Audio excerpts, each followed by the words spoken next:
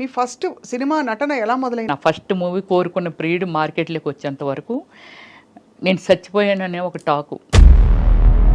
ఇండస్ట్రీలో రకరకాలు అంటారు కదా, ఇప్పుడు పరిచయం చేస్తామని తీసుకెళ్ళి మోసం చేసేవాళ్ళు ఉన్నారు. నచ్చి అడిగిన వాళ్ళు చాలా మంది ఉన్నారు. నన్ను పెద్దవాళ్ళు ఎవరైనా అంటే తెలుసు? చాలా పెద్ద పెద్ద వాళ్ళు, బ్రహ్మానందం గారు, బాబు మోహన్ గారు కూడా. రిసార్ట్ లాగా ఉన్నాయన్నమాట, అక్కడ తీసుకెళ్లారు. వీడు నన్ను అసలు వదలట్లేదు, వీడు లాగించేస్తున్నాడు. చాలా ఇది వింటేనే అసలు నాకు టెన్షన్ వచ్చేస్తుంది.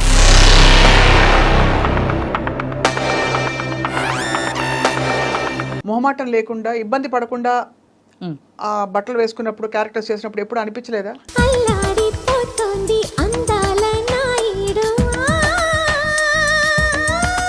ఈరోజు మీరు చూస్తున్నారు చాలా ఈవెంట్స్కి ఒక హీరోయిన్ వెళ్ళాలంటే ఒంటి మీద బట్టలు కూడా లేకుండా వెళ్తున్నారు. అంటే ఇప్పుడు శ్రీరెడ్డి అని ఒక వ్యక్తి ఉంది, ఆమె పర్సనల్ లైఫ్. అవునంతే, తనది. ఆమె ఎలా ఉండాలని డిజైన్ చేసుకుందో అందులో వెళ్ళిపోతుంది. నన్ను వాళ్ళు వేధించారు, వీళ్ళు పడుకోమన్నారని.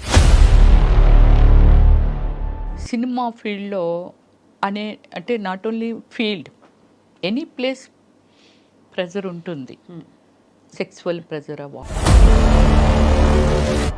నేను బిఎఫ్లు చేయలే, నాకు ఆఫర్లు వచ్చి నేను చేయలే. వచ్చాయా ఆఫర్లు? అయ్యో నేను చెయ్యను. లాయర్ని పెట్టి మరీ వాయించాను తెలుసండి, చాలా ఫోర్స్ ఉండేది నా మీద. లీడ్ క్యారెక్టర్స్ చేశారు కదా మీరు? ఎస్. అండ్ ఆ తర్వాత you shifted to character roles, లేకపోతే ఇలా supporting main roles, lead role చేస్తూ కృష్ణ గారితో కూడా హీరోయిన్ చేశాను. ఎవరు నేననేసి మూవీ చేశాను. తర్వాత పునీత్ రాజ్ కుమార్తో చేశాను, తర్వాత రమేష్ అరవింద్తో చేశాను. ఇవాళ మీరు ఎంత ప్లెయిన్గా, అంటే ఒక హీరోయిన్కి ఉండేవంత, ఒక సినిమా స్టార్కి ఉండే ఇది లేకుండా. అంటే ఫస్ట్ నుంచి ఏమిటంటే నేను ఇంటర్నేషనల్ మోడలింగ్ చేశాను. నేను బ్రిట్నీ స్పియర్కి నేను ఫస్ట్ ప్లేస్లో వచ్చానండి. నా కైండ్ ఆఫ్ యాక్టర్స్ ఎవరు సినిమా మేకింగ్ చేసిన వాళ్ళు ఇంతవరకు లేరు. కథ, స్క్రీన్ ప్లే, డైరెక్షన్, ప్రొడ్యూసింగ్ అన్నీ నేనే చేసుకొని సినిమాని కూడా రిలేట్ చేయగలిగాను అని అంటే so world wise very famous అయిపోయాను ఓమల్లి తర్వాత. ఎంత హైయెస్ట్ రెమ్యూనరేషన్ ఎప్పుడు అందుకున్నారు? ఆర్యభట్టకండి, దానికి అందుకున్నాను. దానికి వచ్చి 15 lakh ఇచ్చారు నాకు. ఐటమ్ సాంగ్ చేస్తే 10 lakh. మీరు చాలా మంది కమెడియన్స్ పక్కన వేశారు. All comedians.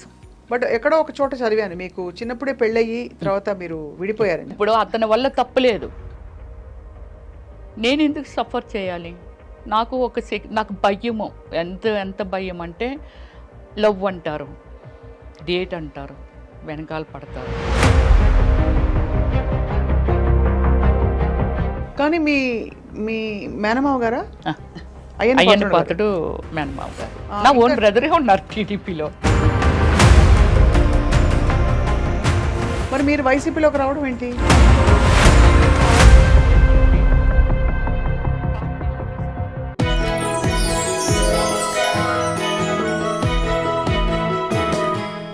Hello and welcome to this special episode on I dream. క్వీన్కి స్వాగతం. ఇవాళ మన క్వీన్ ఆవిడ ఒక అద్భుతం, ఒక మ్యాజిక్ అని చెప్పాలి. ఎందుకంటే చాలా పాత్రలు పోషించారు జీవితంలో. తెరపై అనేక రకాల పాత్రలు పోషించి 9 భాషల్లో నటించడంతో పాటు ఒక సినిమాకి దర్శకత్వం వహించి 2 నంది అవార్డులు అందుకుని, అంతేకాకుండా జాతీయ స్థాయిలో ఎన్నో అవార్డులు అందుకున్న నటి. అంతేకాకుండా కామెడీ ట్రాక్కి కేర్ ఆఫ్ అడ్రస్గా మారిన నటి ఒక టైంలో. అండ్ మెయిన్ క్యారెక్టర్స్తో పాటు కామెడీ పాత్రలు చేస్తూ, అలాగే స్పెషల్ సాంగ్స్ చేస్తూ అనేక విధాల ఆవిడ విస్తరించారు. వీటన్నిటితో పాటు రాజకీయాల్లోకి అడుగుపెట్టారు. అండ్ వీళ్ళకి రాజకీయాల్లో ఈవిడికి చాలా దగ్గర బంధువులు, ఆర్తేర నాయకులు ఉన్నారంటే ఎవరు నమ్మరు. But she remains to be very humble and low profile. And let's meet the one and only Ramyasri garu. Ramyasri గారి జీవితంలో చాలా విషయాలు, అంటే ఇన్ని పనులు చేయడానికి ఎలా వచ్చిన టైము, స్ఫూర్తి, ఇప్పుడు ఏం చేస్తారో కనుక్కుందాం. రమ్యశ్రీ గారు నమస్కారం, thank you very much. Doctor Ramyasri అని పరిచయం చేయాలి నేను. సో డాక్టర్ రమ్యశ్రీ గారు, డాక్టరేట్ ఎప్పుడు వచ్చిందండి మీకు? నాకు 6 years అయిందండి డాక్టరేట్ వచ్చి. సో మీరు నిత్యం అలా స్ఫూర్తి ప్రవాహంలా వెళ్ళిపోతున్నారు లైఫ్లో?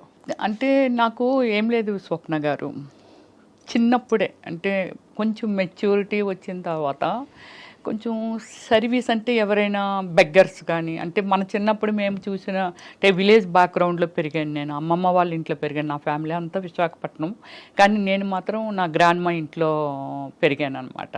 నియరెస్ట్ ఏ కోడూరు అని అక్కడ స్టడీ చేశాను అనమాట. 10th క్లాస్ వరకు అక్కడ చేశాను. తర్వాత ఇంటర్మీడియట్ దేవరాపల్లి అని, అంటే విలేజ్ బ్యాక్గ్రౌండే అంతాను. సో ఆ చిన్నప్పుడు ఏమిటంటే ఈ బెగ్గర్స్ వాళ్ళు మన ఇంటికి వచ్చి అడుక్కోవటం ఇలా ఉంటుంది కదా, అలాంటి వాళ్ళకి హెల్ప్ చేయడం. నా ఫ్రెండ్స్ ఎవరైతే ఉన్నారో, ఏది 5th స్టాండర్డ్లో చదువుతున్న ఏజ్లో ఈ ఎస్సీ అమ్మాయిలు కానీ ఇలాంటి వాళ్ళకి, అయ్యో వాళ్ళు ఏంటి మనం తిన్నట్లేరు, మనం ఉన్నట్లేరు అని అనుకొని వాళ్ళకి చాటుగా అవి ఇవి ఇచ్చేయటం. అంటే ఉంది, అది నాకు చిన్నప్పుడే ఉంది. బట్ దాన్ని అలా పెరుగుతుండి కొలది తర్వాత నా అంతలు నేను డెవలప్ అయ్యి నేను సెక్యూర్డ్గా ఉన్న టైం నుంచి బాగా ఎక్కువ చేశాను. ఒక 13 years నుంచి ఈ సోషల్ సర్వీసుల్లో ట్రావెలింగ్. సో సోషల్ సర్వీస్ అనేది ఒక పెద్ద, అదొక complete mind set. Yeah, exactly. But before that మీ సినిమాలు చాలా ఇంట్రెస్టింగ్, మీరు వేసిన క్యారెక్టర్స్. మీ ఫస్ట్ సినిమా నటన ఎలా మొదలైంది అసలు? అంటే యాక్చువల్లీ నేను ఎక్కువ బుక్స్ స్టడీ చేసేదాన్ని. స్టడీ చేసినప్పుడు ఈ నవల్స్ ఇవన్నీ చదువుతుండేదాన్ని. నెక్స్ట్ మంచి మంచి మన ఎండమూరి వీరేంద్రనాథ్ గారు అలాంటివన్నీ నవల్స్ అవి అలా చూస్తుండేదాన్ని. అప్పుడు నాకు, నేను చిన్నదాన్నే, ఏది 6th స్టాండర్డ్ చదివినప్పటి నుంచే ఈ పిచ్చి నాకు బాగా. సో ఈ శ్రీదేవ్ గారు, విజయశాంతి గారు ఇలా ఉంటున్నప్పుడు 6th స్టాండర్డ్లో హై స్కూల్ టైంలోనే నాకు చాలా లాంగ్ హెయిర్ ఉండేది, ఫేర్గా ఉండేదాన్ని, బాగానే అంటే 6th స్టాండర్డ్ అంటే మెచ్యూరిటీ కూడా లేని ఏజ్ అది. బట్ ఆ ఏజ్లోనే కామెంట్స్ అనమాట, అబ్బా నువ్వు చాలా అందంగా ఉంటావు, నువ్వు శ్రీదేవి అయిపోవచ్చు, నువ్వు విజయశాంతి అయిపోవచ్చు, ఇలా అనమాట. అది నా బ్రెయిన్లో బాగా ఫీడ్ అయిపోయింది. సో అలా ఏజ్ పెరుగుతున్న కొలది నాకు ఈ లోపల ఉండిపోయింది. కానీ it's very nice family background. Cinema background అనేది కొంచెం కూడా లేని ఫ్యామిలీ అది. అంటే cinema nice family background, cinema background లేదంటే సినిమా నైస్ కాదనుకుంటా. నో, దానికి చాలా వ్యతిరేకంగా మాట్లాడిన మనిషినండి. సినిమా అంటే తప్పు కాదు, సినిమా ఏంటనేది మళ్ళీ మీకు చెప్తాను స్వప్న గారు. తప్పకుండా. అయ్యో 100% ఆ పాయింట్ మీకు మళ్ళీ మీరేంటంటే, అంటే సినిమా ఇండస్ట్రీతో కాకుండా కాదు, ఇంటిలోంచి లేడీస్ని మామూలుగా బయటకు రానిచ్చేవాళ్ళు కాదు. నేను చదువుకోవాలనుకున్నా సరే మాకు ఆ రోజుల్లోనే అంబాసిడర్ కారు ఉంటే అక్కడికి పంపించేవారండి డ్రైవర్ని ఇచ్చి. మా ఊర్లో లేదు కాబట్టి, హై స్కూల్ లేదు కాబట్టి. కానీ ఏదైనా మూవీకి వెళ్ళాలన్న ఫ్యామిలీ అంతా కలిసి వెళ్ళటము, లేడీస్ని ప్రత్యేకంగా లేడీస్ని బయటకు పంపరు. కానీ నాకు ఇది ఒకటి ఇంట్రెస్ట్ అలా పెరిగిపోతుంది. 10th క్లాస్ అయిపోయిన తర్వాత నాకు జిల్లా పరిషత్ చైర్మన్ కృష్ణమూర్తి గారు అనేసి వాళ్ళ అమ్మాయి పద్మప్రియ అని ఒక ఆమె ఉంది, నాకు మంచి క్లోజ్ ఫ్రెండ్. నా భావాలన్నీ తనతో షేర్ చేసేదాన్ని. సో చేసినప్పుడు మరి ఏం చేద్దాం అనుకుంటున్నాను, actually my name original name Sujatha. So మరి ఏం చేద్దాం అని అనుకుంటున్నాను. లేదు నేను ఎలా అయినా చేయాలి. చెన్నై వెళ్ళాలంటే నాకు లాంగ్వేజ్ రాదు అంటే అప్పటికి ఆల్మోస్ట్ నేను 97లో వచ్చాను, ఇక్కడికి వచ్చేసింది ఇండస్ట్రీ. సో నేను వెళ్ళాలి. అప్పుడు తను ఏం చేసిందంటే, మీకు ఒక పెద్ద, ఇప్పుడు ఫస్ట్ టైం నేను రివీల్ చేస్తున్నాను, TV9 రవిప్రకాష్ గారు ఉన్నారు కదా, అక్కడి నుంచి తనకు ఒక ఫ్రెండ్ తెలిస్తే, తను కూడా ఉమెన్ కదా, సో అందుకని ఇంకో ఫ్రెండ్కి బెత్తాయించి సుజాతలుగా హైదరాబాద్ వెళ్తానంటుంది, మూవీస్లో చేస్తానంటుంది. అబ్బా నాకు భయం అనిపిస్తుంది, వాళ్ళ ఫ్యామిలీకి ఏం చెప్పాలి అది ఇది అని. కానీ నేను పంపించినట్టు వాళ్ళ ఫ్యామిలీకి తెలియకూడదని ఇంకొక పర్సన్కి అప్పచెప్పింది. ఆ పర్సను రవిప్రకాష్ క్లోజ్ ఫ్రెండ్స్. అప్పుడు రవిప్రకాష్ గారి దగ్గరికి నన్ను పంపించారు. So travelling is very short time, ఒక 3 days ఎంతో రవిప్రకాష్ గారితో ట్రావెల్ చేశాను. నన్ను బండి మీద రామానాయుడు స్టూడియోకి తీసుకొని వెళ్ళారు. ఆ బ్యాక్ నుంచి తీసుకొని వెళ్తే లక్కీగా ఏమిటంటే రామానాయుడు గారు కలిశారు. షూటింగ్ జరుగుతుంది, ఏదో తాత మనవడు సంథింగ్ ఏదో రిసీవ్ చేసుకున్నారు. ఇప్పటికీ రాజా ఉన్నాడు, రాజా తెలుసు, ఎగ్జిక్యూటివ్ మేనేజరు.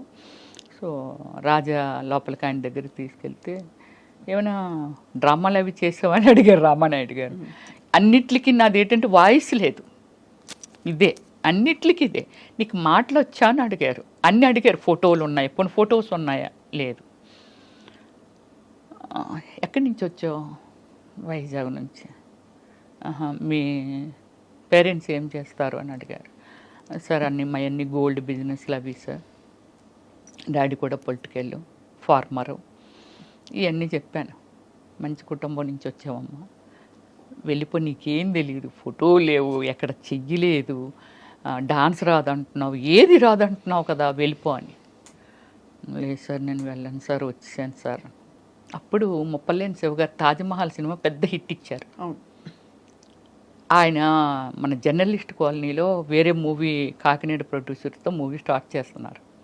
నేను వెళ్ళేసరికి అలీ, అనంతో, వంశీ గారు ఫ్రెండు, వాళ్ళందరూ అక్కడ ఉన్నారు. నేను వెళ్ళేసరికి డైరెక్టర్ గారు లేరు. ఏంటమ్మాయి సినిమాలు చేయడానికి వచ్చామని కింద మీద చూస్తే వచ్చానన్న. నేను డైరెక్టర్ రమ్మన్నారా అన్నారు. రామానాయుడు గారు పంపించారు సార్ అని. నన్ను కొంచెం ఏమొచ్చు నీకు, ఏం చేస్తావు నువ్వు, ఎర్రబస్సు ఎక్కి వచ్చేసావా, ఇలా మాట్లాడేవాళ్ళు. బట్ నాకు అప్పుడు దాన్ని కొంచెం సీరియస్గా తీసుకొని ఫీల్ అయిపోయి అంత ఏం లేదు. నేను ఇంకా ఫస్ట్ టైం ఎంట్రీ కదా, అలాగే ఉంటుందేమో అనుకున్నాను. డైరెక్టర్ గారు వచ్చారు. వచ్చి ఒక బ్లైండ్ సీన్ నాకు ఇచ్చారు. అంటే ఒక పెళ్ళికొడుకు, వాళ్ళలోనే పెళ్ళికొడుకు, నా వెనకాతలో ఒక ముగ్గురు వాళ్ళనే నిల్చోబెట్టి పెళ్లి చూపులకు వచ్చారు, నీకు ఇష్టం లేదు, నువ్వు బ్లైండ్ లాగా నటించాలి, కాలు తనుకొని ఎత్తేయాలి అన్నారు. సార్ కప్పు పగిలిపోద్ది అన్న. పర్లేదు, పగిలిపోతే కొనుక్కుంటాంలో, నువ్వు చెయ్యి అన్నారు. అంటే అప్పటికి మీరు ట్యూనింగ్లో ఉన్నారు, యాక్టింగ్ అంటే ఇలా ఉంటుంది అని? లేదు, అసలు నాకు తెలీదు, చేసేసాను అంతే. చేసేసాను. అంటే కప్పు పగిలిపోయినా పర్వాలేదు అన్నారుగా, చేశాను. బట్ వెంటనే ఆయన కోరుకున్న ప్రీడ్ మూవీ స్టార్ట్ చేశారు. With in 15 daysలోనేదో. యు బిలీవ్ స్వప్న గారు, త్రోట్ క్యారెక్టర్, సాంగ్స్లోను అన్నిటిలోనూ మంచి క్యారెక్టర్ ఇచ్చారు. గ్రేట్. 13 days. అప్పుడు నాకు 24,000. ఎప్పుడు? 1997లో.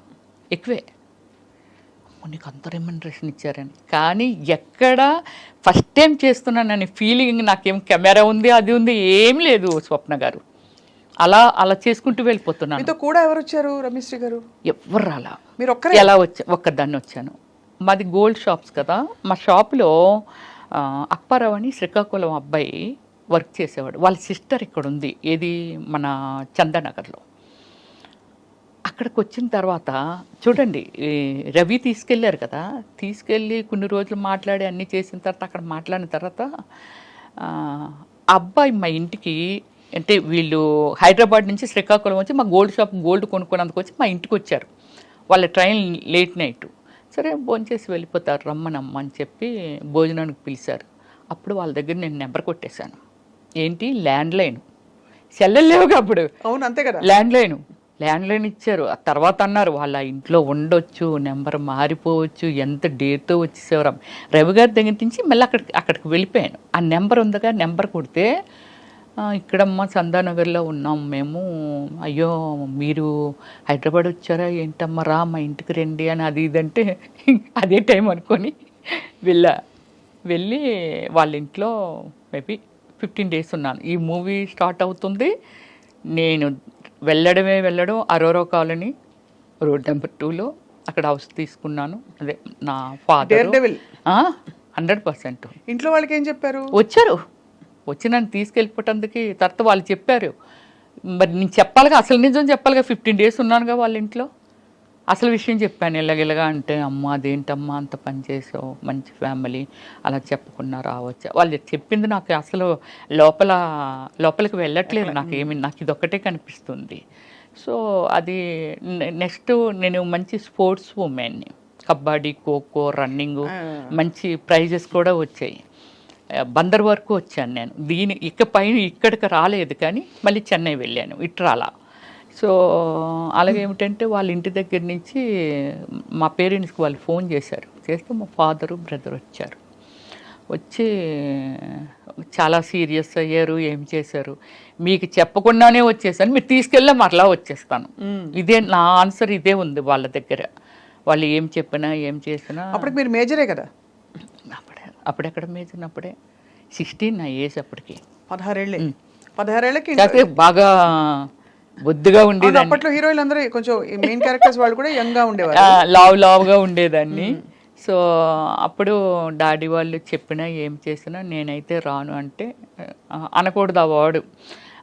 మా అమ్మ ఎవరైనా అడిగినా చేసినా, నా ఫస్ట్ మూవీ కోరుకున్న ప్రియుడు మార్కెట్లోకి వచ్చేంత వరకు నేను చచ్చిపోయాననే ఒక టాకు. రియల్లీ అంటే అంత ప్రెస్టేజింగ్గా ఫీల్ అయ్యారు. ఒక ఫ్యామిలీ నుంచి చెప్పా చేయకుండా వెళ్ళడము ఇదంతా అనేది. ఆడపిల్ల వెళ్తే కంగారు పడతారు కదండి. కానీ మిమ్మల్ని మీరు ఎలా సంభాళించుకున్నారు అప్పట్లో? అంటే ఇండస్ట్రీలో రకరకాలు అంటారు కదా, ఇప్పుడు పరిచయం చేస్తామని తీసుకెళ్ళి మోసం చేసే వాళ్ళు ఉండొచ్చు. ఇండస్ట్రీలో చాలా మంది ఇలాగా, అంటే ఇవన్నీ వినడమే మనం. అవును. కానీ అఫ్ కోర్స్ చాలా మంది గొప్ప నటీమణులు, గొప్ప సక్సెస్ఫుల్ అయిన ఆర్టిస్టులు 100 మంది ఉన్నారు, 1000 మంది ఉన్నారు. మీ ఎక్స్పీరియన్స్ ఏంటి రమ్యశ్రీ గారు? నేను స్వప్న గారు ఫస్ట్ నుంచి సమ్ లైక్ వెరీ లిమిటెడ్ ఉమెన్ని, ఇన్ని లాంగ్వేజెస్, ఒక 400 పైన మూవీసు, ఇన్ని చేసి ఇన్ని జాతీయ అవార్డులు, స్టేట్ అవార్డులు, is a dare and dash. నా కైండ్ ఆఫ్ యాక్టర్స్ ఎవరు సినిమా మేకింగ్ చేసిన వాళ్ళు ఇంతవరకు లేరు. కథ, స్క్రీన్ ప్లే, డైరెక్షన్, ప్రొడ్యూసింగ్ అన్నీ నేనే చేసుకొని సినిమాని కూడా రిలేట్ చేయగలిగాను అని అంటే, so world wise very famous అయిపోయాను ఓమల్లి తర్వాత. అందరూ రవివర్మ పెయింటింగ్స్ అన్నారు కానీ నేనని ఎవరు అనలేదు. అమ్మాయి కాదు, రవివర్మ పెయింటింగ్స్ అని. పెద్ద పెద్ద రాసి మూవీస్, నరసింహరావు గారు కానీ, రామానాయుడు గారు కానీ, పెద్ద పెద్దోళ్ళు అందరూ అన్నారండి. రాఘవేంద్రరావు గారు కూడా ఆ పోస్టర్లు చూసి, ఏటో అమ్మాయి కాదు పెయింటింగ్స్ అవి అని వాళ్ళంట. అంటే పబ్లిసిటీకి పెయింటింగ్ చేయించాను అనుకున్నారు. అదే, కానీ అంత సమర్థత ఉంది. అంత హార్డ్ వర్క్. 17 వయసులో ఎవరు మంచి ఎవరు చెడు విచక్షణ ఎలా? అసలు ఏమి జీరో నాలెడ్జ్. ఎవరైనా వచ్చి గబక్కుమని రామ్మ తీసుకెళ్తా నిన్ను ఆ ఫలానా డైరెక్టర్ దగ్గరికి, అవి కూడా ఎక్స్పెక్ట్ చేశాను నేను. అంటే డైరెక్టర్స్ దగ్గరికి, ప్రొడ్యూసర్ దగ్గరికి అని కాదు, కానీ నాకు కోరుకున్న పీరియడ్ జరుగుతున్నప్పుడే ఒక 3-4 సినిమాలు, అంటే లొకేషన్కు వాళ్ళు వీళ్ళు వస్తూ ఉంటారు కదా. నా టార్గెట్ ఏంటంటే ఏదో అయిపోవాలి, పెద్ద స్టార్ అయిపోవాలని ఒక టార్గెట్ ఉంది. సో దానికోసం అంటే నాకు ఇంకేం కనిపించేది కాదు. చాలా సీరియస్గా ప్రతిదీ నేర్చేసుకోవటం. డ్యాన్స్ స్కూల్ ఎక్కడ ఉంటుంది, యాక్టింగ్ ఎక్కడ నేర్చుకోలేరు స్వప్న గారు. డ్యాన్స్ స్కూల్ ఎక్కడ ఉంటుంది, అద్దంలో నేనే చూసుకొని ఇలాగైతే ఎలా అందంగా ఉంటాను. Self makeup only Ramyakrishna and Ramyasri only. అప్పుడు అలాగైనా వాళ్ళు. సిల్క్ స్మిత కూడా ఫేస్ ఇచ్చి మేకప్ చేయించుకునేది, కానీ రమ్యకృష్ణ గారు సెల్ఫ్ మేకప్ చేసుకునే వాళ్ళంట. నేను మాత్రమే సెల్ఫ్ మేకప్ చేసుకునేదాన్ని. అంటే ఒక డెడికేషన్తో నాకేం కావాలనే దాని మీద ప్రయాణం చేశాను. కానీ ఒక్కసారి మాత్రము నాకు ఈ ఏమిటి అమీర్పేటలో ఒక బట్టల షాప్ ఉండేదండి, అది చాలా ఉన్నాయి, వెరీ ఫేమస్ అండి అది. అప్పట్లో వెరీ ఫేమస్ ఆ షాపు. దానికి యాడ్ చేయాలంటే వాళ్ళు బెంగళూరు నుంచి వచ్చారు. షాపర్ షాప్ యాడ్ చేయాలి, వచ్చారు, పిలిచారు. అప్పుడు నాకు కారు ఉంది, అప్పుడప్పుడే కొనుక్కున్నాను జన్ కారు. నాకు డ్రైవ్ రాదు అప్పుడు. సో మా కారు ఉంది రండి అని. నాకు ఈ ఏరియాస్ ఏవి తెలియవు హైదరాబాద్లో. వాళ్ళు తీసుకెళ్తున్నారు. ఇప్పుడు ఆ ఏరియా ఏమిటనేది నేను ఇప్పుడు చెప్పగలను. చందానగర్కి మన అమీర్పేటకి మధ్యలో ఉంటుందండి అది. ఏమిటో అక్కడ రిసార్ట్ లాగా ఉన్నాయన్నమాట. అక్కడ తీసుకెళ్ళారు. వాళ్ళు ఒక 10 మెంబర్స్ వచ్చారు, నేను ఒక్కదాన్నే. వెళ్ళి ఇవన్నీ మాట్లాడుతున్నారు. వాళ్ళు డ్రింక్ ప్రిపేర్ చేశారు, నాకు అలవాట్లేదు. వాళ్ళు బీర్లు, అయ్యో మాకు అలవాట్లేదంటే మేము బీర్లు మాత్రమే తీసుకుంటాం, హార్డ్ డ్రింక్ అది తీసుకోము. బీర్లు అలా టైం అయింది. ఎంత అయింది? 9:30 అయింది. నన్ను డ్రాప్ చేసేయండి వెళ్ళిపోతాను అని అన్నా. ఉన్నట్టు మేడం పంపించేస్తామని 10 అయింది నైట్. పంపట్లా, 11. అప్పుడు ఈ సెక్యూరిటీ డిపార్ట్మెంట్, పోలీస్ డిపార్ట్మెంట్ ఉంటుంది కదా, వాళ్ళు వచ్చారు. వస్తే నేను వాళ్ళతో చెప్పాను, సార్ నేను వెళ్ళిపోతాను అంటున్నాను అంటే, మరి వీళ్ళు మీకు తెలుసు అంటే, తెలుసు సార్, బెంగళూరు ప్రొడ్యూసర్స్ వీళ్ళు అని చెప్పాను నేను. సరే మరి వాళ్ళందరూ ఉన్నారు కదా, అయితే ఇంకా టైం అయిపోయింది వెళ్ళిపోండి అని అన్నారు. అంటే ఇంకొక 10 minutes కూర్చొని, ఎందుకంటే వాళ్ళు అక్కడే తిరుగుతున్నారు పోలీసులు, తీసుకెళ్తున్నారు. ఎర్రగడ్డ దాటిన తర్వాత ఫ్లైఓవర్ ఉంది చూసారా, ఆ ఫ్లైఓవర్ మీదకి వస్తున్నప్పుడు వాళ్ళు ఎందుకో మాటి మాటికి కారు దిగడం, బానెట్ ఎత్తడం ఇలా చేస్తుండేవాళ్ళు. సో ఏంటి వీళ్ళు ఎలా దిగుతున్నారు, ఇన్నిసార్లు దిగుతున్నారు, కారు రిపేర్ అయితే ఆగిపోద్ది కదా అనిపించేది నాకు. అక్కడికి వచ్చిన తర్వాత ఏమైందంటే, నన్ను అంటే ముందున ఒక ఆయన కూర్చున్నాడు, నా పక్కన ఇద్దరు కూర్చున్నారు, వేరే కారుల్లో వెనకాల వస్తున్నారు. ముందుని ఒక కారు 10 మంది వాళ్ళు. సో కారు నా పక్కన కూర్చున్న ఆయన కొంచెం వల్గర్గా బిహేవ్ చేయడం మొదలుపెట్టాడు. అమ్మ బాబాయ్.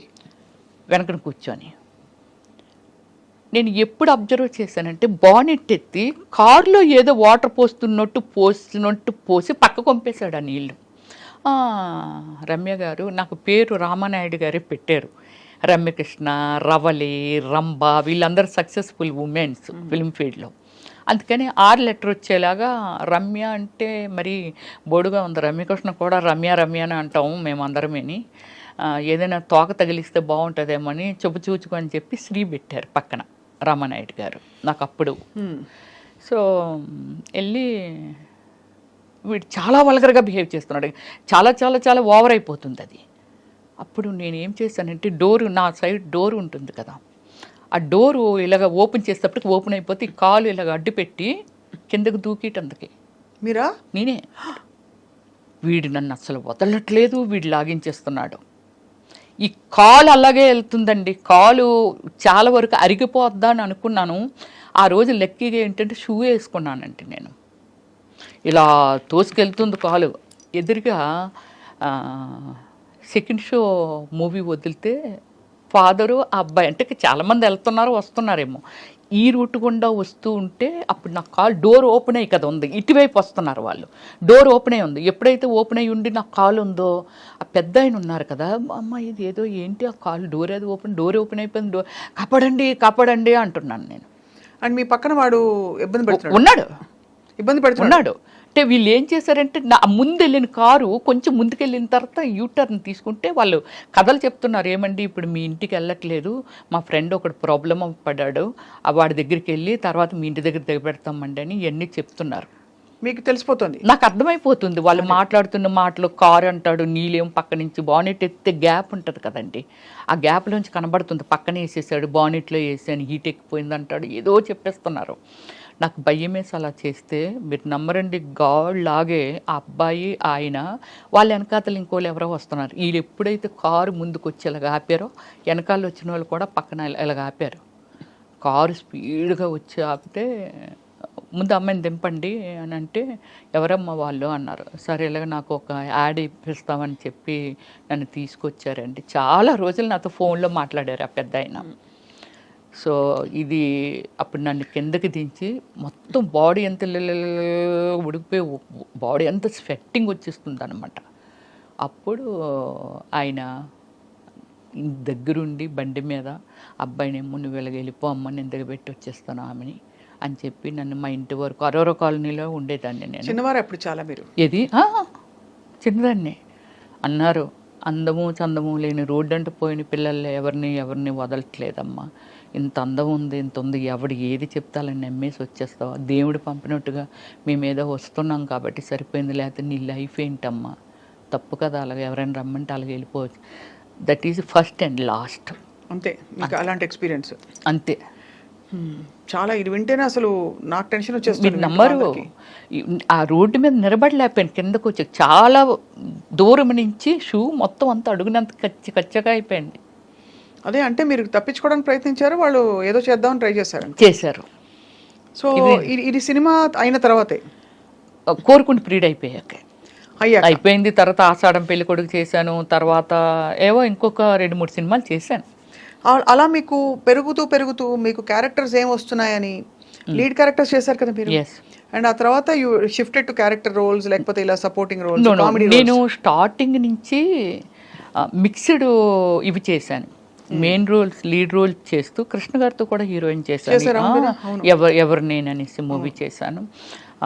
తర్వాత పునీత్ రాజ్ కుమార్తో చేశాను, తర్వాత రమేష్ అరవింద్తో చేశాను, సూర్యతో చేశాను, విక్రమ్ గారితో చేశాను. అంటే నేను ఎలా అయిందంటే నాకు ఎవరు గాడ్ ఫాదర్ లేరు ఫిల్మ్ ఇండస్ట్రీలో, అందుకని చాలా గాడ్ ఫాదర్ లేరు. ఇంతవరకు ఎన్ని టైం చెప్పినా బిలీవ్ చేయగలరా లేదనేది ఇంతవరకు కాంట్రవర్సీ లేదు నా లైఫ్. వెరీ డీసెంట్ అనమాట. ఎవ్వరూ మిమ్మల్ని ఏ టైంలో కూడా ఇబ్బంది పెట్టలేదు అయితే? లేదు. ఇలాంటి సిచ్యువేషన్ ఒకసారి ఎవడో సంథింగ్ అంటే ఇండస్ట్రీలోనే మీకు రకరకాల మనుషులు ఉంటారు కదా, చాలా గొప్పగా పెద్ద మనుషులు చాలా మంది ఉన్నారు. ప్రతి ఇండస్ట్రీలో ఉంటుంది. ఈ ఇండస్ట్రీలో ఏంటంటే కొంచెం రూల్స్ అవి రిలాక్స్డ్ గా ఉంటాయి కాబట్టి వాతావరణాలు కూడా అలా ఉంటాయి, లేట్ నైట్స్ ఉంటాయి. మరి అలాంటప్పుడు మీరు ఇబ్బంది పడకుండా రావడం అనేది చాలా పెద్ద. అంటే నేను ఫస్ట్ నుంచి ఒక టీంని మెయింటైన్ చేసేదాన్ని. తక్కువ టైంలో సాగర్ గారు డైరెక్టర్ గారు ఇప్పుడు మన ఈ లోకంలో లేరు. ఆయన నేను వసేనా మరదల మూవీ చేశాను, రామ్ సక్కనోడు సుమన్ గారితో చేశాను. అప్పుడు కన్నడలో ఆయనే నన్ను ఇంట్రడ్యూస్ చేశారు, అమర్ అక్బర్ అంతోని మూవీ అని. ఇంద్రజ నేను దానికి సుమన్ గారు కాదు, మన సాగర్ గారు డైరెక్టర్ పరిచయం చేశారు. సో ఆ సినిమా తర్వాత అనుకోకుండా చాలా కన్నడలో నేను చేసిన మూవీస్ అన్నిటే అన్ని 100 days. కానీ ఇవాళ మీరు ఎంత ప్లెయిన్ గా, అంటే ఒక హీరోయిన్ కు ఉండే అంత లేదు, ఒక సినిమా స్టార్ కు ఉండే ఇది లేకుండా హంగులు ఇంకేం చెప్పాలి, చాలా డౌన్ టు ఎర్త్ గా ఉన్నారు. సో ఏం లేదు స్వప్న గారు, అంటే కొంచెం పీస్ఫుల్గా ఎండ్ ఆఫ్ ద డే నన్ను నేను చూసుకుంటే నేను ఉండాలి అనే ఒక డ్రీమ్ ఉన్న గర్ల్ని నేను. చాలా పీస్ఫుల్గా ఉండాలి, డీసెంట్గా ఉండాలి. ఇప్పుడు ఒకటి మాట్లాడుతాను నేను, పొలిటికల్ లేక వచ్చాను అనుకుందాం. పొలిటికల్ లేక ఎందుకు వచ్చాను అంటే నాకు ఒక డ్రీము. అవును, ఏదైనా ఒకటి అచీవ్మెంట్ సాధించామనంటే దేనిలోనైనా సాధించవచ్చు. ఫస్ట్ మనకి ఒక గోలు డ్రీము అంటే ఒక ఫ్యాషన్ ఉంటే దాన్ని ఏదైనా చెయ్యొచ్చు అనేది. రైట్. దీనితో రాజకీయంలోకి వచ్చాను. ఎందుకు వచ్చాను అని అంటే సంథింగ్ ఒక బ్రాండ్ క్రియేట్ చేయాలి నా వరకు, అంతే. ఒక అధిష్టానాన్నే ఒక బ్రాండ్ చేయాలనేది కాదు, నా వరకు నేను ఒక బ్రాండ్గా తయారవ్వాలి అంతే. పొలిటికల్ అంటే ఏమిటి, ఓకే పొలిటికల్ ఎందుకు వెళ్ళాము, ఏం చెయ్యాలని అనుకున్నాము, దానికి ప్రభుత్వం నుంచి ప్రజలకి మనం ఓన్లీ మీడియేటర్ మాత్రమే. అవును, ఇది నిజమే కదా, ప్రభుత్వానికి ప్రజలకి మీడియేటర్ మాత్రమే మనం అక్కడి నుంచి వీళ్ళ అవసరాలు ఏంటి, వాళ్ళకి అక్కడి నుంచి మనకి ఏం ఫండింగ్ వస్తుంది, మనం ఏం యూటిలైజ్ చేసామనేది ఒక్కటే రాజకీయం, అంతే నాకు తెలిసింది. కరెక్ట్. ఈ భావంతోనే నేను పొలిటికల్లోకి వెళ్ళాను, నేను ఏదో చెయ్యాలి. కానీ మీ మేనమావ గారా? అయ్యన్న పాత్రుడు మేనమావ గారు నా ఓన్ బ్రదరే ఉన్నారు టీడీపీలో. ఓకే. రామానాయుడు. ఓహో. మాడుగుల మన బూడి ముత్యాలనాయుడు గారి మీద కంటెస్టింగ్ పర్సన్ బ్రదరే. 2014, 2019. మరి మీరు వైసీపీలోకి రావడం ఏంటి అంటే దీనికి కారణం ఏమిటంటండి, ఇప్పుడు పార్టీలు తీసేద్దాం, ఇది మనకొద్దు. నాకున్నది రాజశేఖర రెడ్డి గారి ఇంటి వెనకాల శర్మిలా హౌస్ ఉంది కదా, అరోరా కాలనీయే కదా, అక్కడే నా ఇల్లు ఉండేది. నేను వాకింగ్ అంతకు వెళ్తేప్పుడు అప్పుడప్పుడు ఇలా లుంగి, ఆయన అప్పుడు రాజశేఖర రెడ్డి గారికి పదవులు ఏమి లేవు, ఇలాగా లుంగి పంచి కొట్టుకొని ఒకసారి నన్ను పలకరించారు ఆయన. ఏంటమ్మా ఇంత చెల్లో ఇంత అర్లీ మార్నింగ్ వెళ్ళిపోతున్నాం అంటే, సార్ వాకింగ్ సార్ అంటే, మంచి ఫెమిలియర్ ఫేస్ లాగా ఉంది. దానికి ముందు ఏం చేశారంటే మోహన్ బాబు గారు ప్రెసిడెంట్ మా అసోసియేషన్కి ఏదో మాట్లాడడం కోసమని కొందరు మెయిన్ ఆర్టిస్టులు అందరమే సార్ వాళ్ళ ఇంటికి వెళ్ళాము. ఆయన ఇచ్చిన మనుషులకి ఇచ్చిన రెస్పెక్ట్ అండి అసలు ఒకసారి వెళ్తే ఎవరు మర్చిపోలేరు. అది రాజశేఖర రెడ్డి గారు దగ్గర ఉన్నది, అది నేను చూశాను. తర్వాత ఈ ఆరోగ్యశ్రీ, వీళ్ళు సోషల్ సర్వీస్ పిచ్చి ఉందిగా నాకు. అపోలో హాస్పిటల్కి మనం వెళ్ళామనుకోండి, ఇప్పుడు మన తెలంగాణ వాళ్ళు కచ్చలు వేసి ఇక్కడ చెవులు ఇవన్నీ పెట్టుకొని అక్కడ హాస్పిటల్లో కనబడితే, ఇది స్టార్ హాస్పిటల్, ఇందులో కూడా వీళ్ళు ఎలా ట్రీట్మెంట్ తీసుకోగలుగుతున్నారో, వీళ్ళు చాలా పేదవాళ్ళు కదా అని ఒక ఫీలింగ్. వాళ్ళ దగ్గర డైరెక్ట్ వెళ్ళి అడిగేయటమే. అవ్వా నువ్వు ఇలాగ వచ్చావు కదా, లేకపోతే ఇది ఇలాగా అంటే ఏ కైండ్ ఆఫ్ ఏజ్ ఉంటే వాళ్ళని అలాగా వరుసలు కలిపి మాట్లాడేదాన్ని నేను. మాట్లాడితే మా ముసలోడు ఉన్నాడు, అమ్మ తండ్రి రాజశేఖర రెడ్డి గారు ఆరోగ్యశ్రీ ఇచ్చారు కదమ్మా, దానికని ఇక్కడ ఆపరేషన్ చేయించడానికి వచ్చాను. అలాగే నేను రికమెండేషన్లే గ్యాస్ట్రాలజీల దగ్గరికి వాళ్ళ దగ్గరికి, ఆ గ్యాస్ట్రాలజీగా నాకు తెలుసు, ఆశా సుబ్బలక్ష్మి గారు తెలుసు, నేను మాట్లాడతాను రామ్మని అలా తీసుకెళ్లేదాన్ని. అలాగే 108 మేము షూటింగ్కి వెళ్ళేవాళ్ళం కదా, రాజమండ్రిలో షూటింగ్ జరుగుతుంటే కుయ్యి కుయ్యి కుయ్యి కుయ్యమనికన్నా వెళ్ళిపోతుంది. నేను డైరెక్ట్ చూడటం అంతవరకు నేనేమీ వినలేదు. వెళ్ళిపోతుంటే పక్కన ముసలి పోనీలే అమ్మ దేవుడిలాగా వచ్చాడు, ఎక్కడ ఏదైనా సరే దిక్కుమాలు సావులు చావకుండా ఒక 5 నిమిషాలు వచ్చి తీసుకొని వెళ్ళిపోయి చాలామందికి ప్రాణదానం చేస్తున్నాడు రాజశేఖర రెడ్డి గారని ఒక పెద్ద ఆవిడ అక్కడ ప్రొడక్షన్ పెట్టారనమాట. ఇడ్లీ అవి మిగిలిపోతే ముందు రోజు వద్దమ్మ మేమే వండుకుంటాం అంటే, పర్లేదు తీసుకోండి బాగుంటాయి మా సినిమా వాళ్ళవే అలాగని చెప్పి ఆవిడ అంటుంటే విన్నానండి. అలా విన్ని దాని మీద ఒక ఇంప్రెషన్. దాని తర్వాత జగన్మోహన్ రెడ్డి అన్న ఈ పాదయాత్రలని అవని ఇవని నాకు సర్వీస్ చేయటానికి ఒక సోర్స్ దొరుకుతుంది ఇక్కడ. అయితే అంటే హార్డ్ వర్కరు, నేను హార్డ్ వర్కర్ని కాబట్టి డెఫినెట్లీ నాకు ఒక బేస్మెంట్ దొరుకుతుందని అనుకొని నేను వైఎస్ఆర్సీపీలోకి వెళ్ళడం. ఎప్పుడు ఇంట్లో మరి వారించలేదా వద్దని? ఎందుకు నేను అలాగా ఒకటి స్వప్న గారు, నేను డిసిషన్ మేకర్ని. అదే చిన్నప్పుడే అందరినీ కాదని నేనేమంటానంటే 10 మంది ఒపీనియన్స్ తీసుకుంటే రకరకాలు ఉంటాయి. మనకి ఏమి నచ్చింది అది గుడ్ ఆర్ బ్యాడ్ తీసుకుని కట్టుబడి ఉండాలి అంతే. నేను దాన్నే ఫాలో అవుతాను. అప్పటి నుంచి ఇప్పటి వరకు నేను అదే ఫాలో అవుతాను, అది నష్టమైన కష్టమైన. ఇప్పుడు నాకు ఒక 5 కోట్లు పోయింది అనుకుందాం, నేను ఎవరితో షేర్ చేయను. చాలా స్ట్రాంగ్ సోల్ మీరు. డెఫినెట్లీ. ఎందుకంటే మీరు చిన్నప్పుడు మొదలు పెట్టారు, అది కోరుకున్న పీరియడ్ నుంచి మొదలుపెట్టి ఎన్ని సినిమాలు ఉంటాయి రమేష్ గారు? 400 అబౌవ్ ఇన్ 9 లాంగ్వేజెస్. మిగతా భాషల్లోకి ఎలా మీరు అలా వెళ్ళిపోయారు? అది నాకు ఏమిటంటే ఫస్ట్ ఇప్పుడు సోషల్ మీడియా వచ్చింది, నాకు ఫస్ట్ నుంచి ఏమిటంటే ఫేస్బుక్ మెయింటైన్ చేయడం ఓన్గానే. ఫేస్బుక్ వరల్డ్ వెళ్ళిపోయేది, నాకు లేని కంట్రీలో ఫ్యాన్స్ లేరు. బ్రెజిల్, పాకిస్తాన్, యుఎస్ఏ, యూకే, ఇంక వేరే బ్రెజిల్లో అయితే 80 మంది ఉన్నారండి నా ఫ్యాన్స్. అంటే ఫస్ట్ నుంచి ఏమిటంటే నేను ఇంటర్నేషనల్ మోడలింగ్ చేశాను. నేను అది కూడా చేశారు. బ్రిట్నీ స్పియర్కి నేను ఫస్ట్ ప్లేస్లో వచ్చానండి. Eyes and nose and lips నాకు. ఎక్కడ దేనికి అది ఏ పోటీ? గ్లామర్ ఉంటుంది కదా, body language, eyes and lips and skin measures ఇవన్నీ ఉంటుంది కదా, వాళ్ళకి అవన్నీ కావాలి.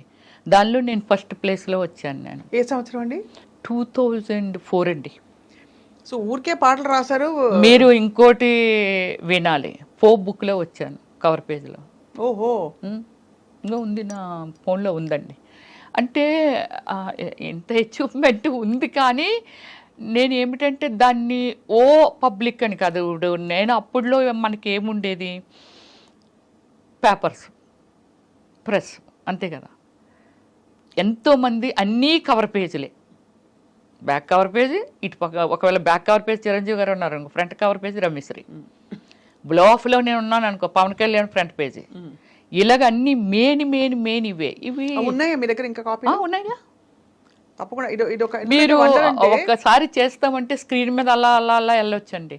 అన్ని కవర్ పేజీలు అండి, లోపల ఎక్కడ ఏముండవు. కానీ అంత క్రేజ్ ఉన్న మీరు సడన్ గా మళ్ళీ సామాన్యమైన, ఇప్పుడు ఎందుకంటే ఆ తరంలో క్రేజ్ ఉన్న హీరోయిన్లు అందరూ కూడా వాళ్ళు ఒక ఇది మెయింటైన్ చేస్తున్నారు, కానీ మీరు మాత్రం మళ్ళీ మామూలుగా మీ సామాన్యమైన స్థితికి వచ్చేసారు. ఏంటి సామాన్య స్థితి? ఆర్థికంగా చెప్పట్లేదండి, మీ గ్లామరు, స్టార్డమ్ మెయింటైన్ చేయడాలు, సర్కిల్స్ అవి లేకుండా. అంటే కారణం ఏమీ లేదండి. పొలిటికల్ అంటే నాకు కొందరు పెద్దలు చెప్పిందని కాదు, కానీ డీసెంట్గా ఉండాలి, తర్వాత నానకూడదు, ఆ వర్డ్ అదే అనుకుంటాను, అది ఉంది. అయితే ఇంకోటి నేను చెప్తాను, ఆత్మ సౌందర్యం లేనిది, ఆత్మశుద్ధి లేనిది శివ పూజలు ఎలా మనల్ని మనం శుద్ధిగా ఉంచుకున్నప్పుడే కదా ఎదుటి వాళ్ళని. ఇప్పుడు నేను గ్లామర్గా ఉన్నాను, ఆవిడ స్లీవ్లెస్ వేస్తుంది అనేది. దీనికి ఎగ్జాంపుల్ మీకు చెప్తాను. యూఎస్ఏ ఒక ఈవెంట్కి వెళ్ళాము. ఈవెంట్కి వెళ్తే అట్లాంటాలో అంటే అప్పటికే ఎప్పటి నుంచో రమ్యశ్రీ ఎందుకు అలాంటి బట్టలు వేసుకుంటుందని అంటుండేవాళ్ళంట. ఐ డోంట్ నో, నాకు అంటే అక్కడికి వెళ్ళాక కానీ ఆ మ్యాటర్ మనకు తెలియదు కదా. సో తర్వాత అంటుండేవాళ్ళంట. చాలామంది ఏమనేవాళ్ళంట, బట్టలది ఏముంది ఇక్కడ మనం వేసుకోవట్లేదా, మనం ఉండేది ఏ కల్చర్లో ఉన్నాం. ఇది దుబాయ్లో విన్నానండి, యుఎస్ఏలో విన్నాను ఈ వర్డ్స్, సేమ్ వర్డ్స్. ఎప్పటి నుంచో తీసుకొద్దామని అనుకుంటున్నారు కానీ ఆవిడ చాలా ఫాష్ ఉంటుంది బట్టలు. ఎక్కడ ఫాష్ ఉంటాను, స్క్రీన్ మీద. నేను వెళ్ళిన తర్వాత అక్కడ ఎలాగ మా వాళ్ళు ఒప్పేనేనండి, అదండి ఇదండి, అబ్బాయి ఏమి డీసెంట్ ఉన్నారు రమ్య గారు మీరు అని అంటే, ఒక ఆయనండి, అందరూ ఉన్నాం డిన్నర్ చేస్తున్నాం, ఆయన అన్నారు, చీర కట్టిన ప్రతి ఆడది పతివ్రత కాదు, వాళ్ళ డ్రెస్సింగ్ దీన్ని పెట్టి ఎవరిని ఎప్పుడు అంచనా వేయకూడదని అందరి మధ్య ఆయన మాట్లాడారు. గ్రేట్. అవును, డైరెక్ట్గా నన్ను ఉద్దేశించి ఇంకోళ్ళు ఉద్దేశించి కాదు, నా వర్షన అల్లో ఉంది ఏది ఎప్పుడో, కానీ అది ఆయన అప్పుడు ఓపెన్ చేశారనమాట అలాగా. సో అలా అంటే ఏమిటంటే ఒక డ్రెస్సింగ్ని పెట్టో లేకపోతే ఏదో పెట్టి, నేను చేసిన సినిమాలు నేను ఒకటే చెప్పాను,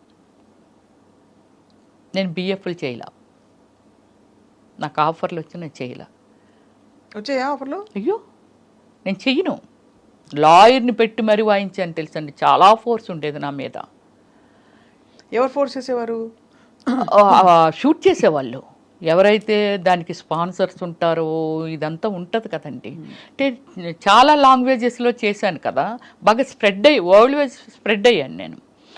సో ఇలా నేను అవాయిడ్ చేస్తే, నేను ఒకటే చెప్తాను, సినిమా ఎనీ ప్రొఫెషన్ దాన్ని మనం ఒక డాక్టర్ అవనియండి, లేకపోతే యాక్టర్ అవనియండి, ఇంజనీర్ అవనియండి, ఒక సివిల్ ఇంజనీర్ బిల్డింగ్ కట్టాలని అంటే అయ్యో ఎంతోమంది ట్రావెలింగ్ ఎన్నో ఇయర్స్ ఉండాలనేది తన మొత్తం అంతా, తన టాలెంట్ అంతా పెట్టి చాలా నిజాయితీగా చెయ్యగలిగితేనే, లేకపోతే ఎందరో ప్రాణాలు పోతాయి.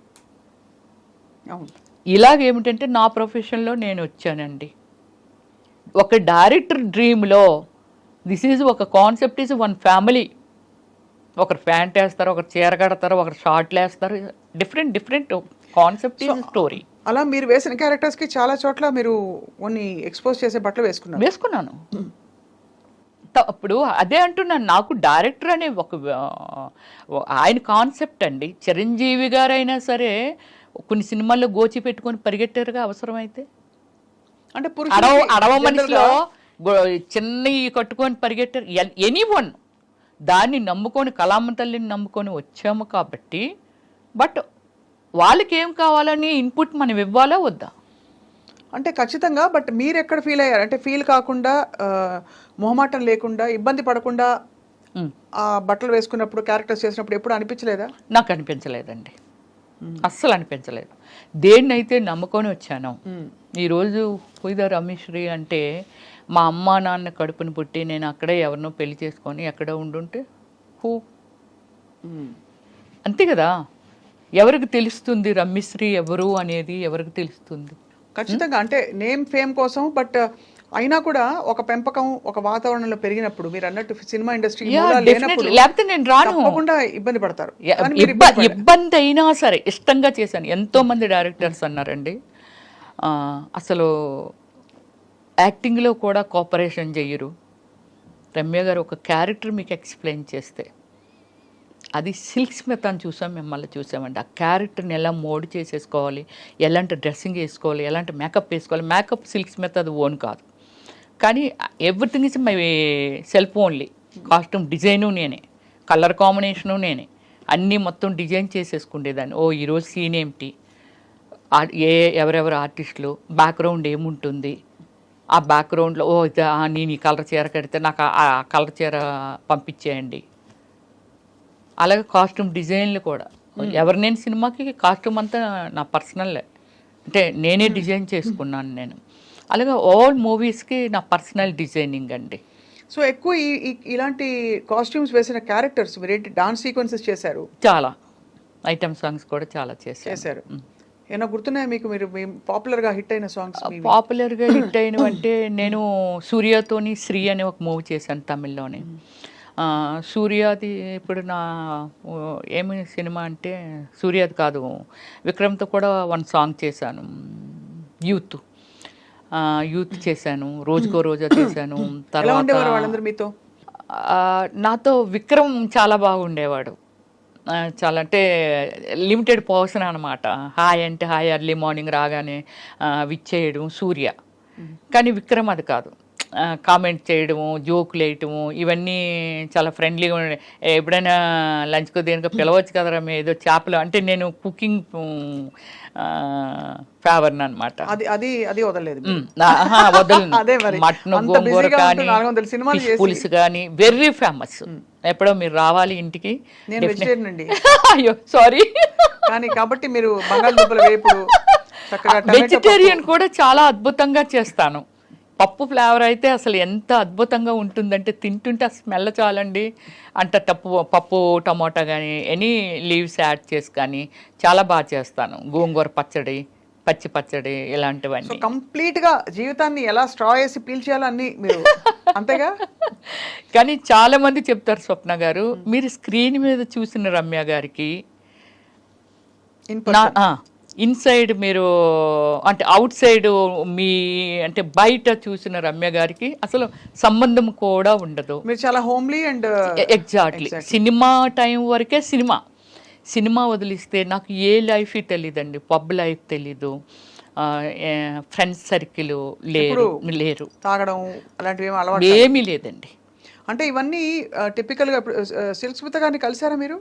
లేదు, అప్పటికే నేను వచ్చేసాను 97లో కదా నేను వచ్చాను. అప్పటికే ఆమె అవుట్ అయిపోయారు. అవును కదా, అవును కరెక్ట్. 97 అంటే కరెక్టే. మరి ఎవరెవరిని కలిసారు మీ కంటెంపరీస్? నేను సౌందర్య గారితో వర్క్ చేశాను, రమ్యకృష్ణ గారితో వర్క్ చేశాను. సౌందర్య గారితో నేను, సౌందర్య గారు అంటే ఇక్కడ తెలుగులో చేశాము. కన్నడలో ఆర్యభట్ అని నేను సెకండ్ హీరోయిన్. నాకు అవార్డు వచ్చింది, తనకు రాలేదు, నాకు వచ్చింది అవార్డు. సో ఆర్యభట్ అని రమేష్ అరవింద్ హీరో అనమాట. తను ఇట్స్ లైక్ శ్రీకాంత్ మనకి ఎలా హీరో అలా సతీ లీలావతిలో చేశారు కదా. యా. సో ఆయన మూవీ అనమాట. చాలా మూవీస్ చేసాము, ఒక 6 or 7 మూవీస్ చేసాము. చాలా ఫ్రెండ్లీగా ఉండేది.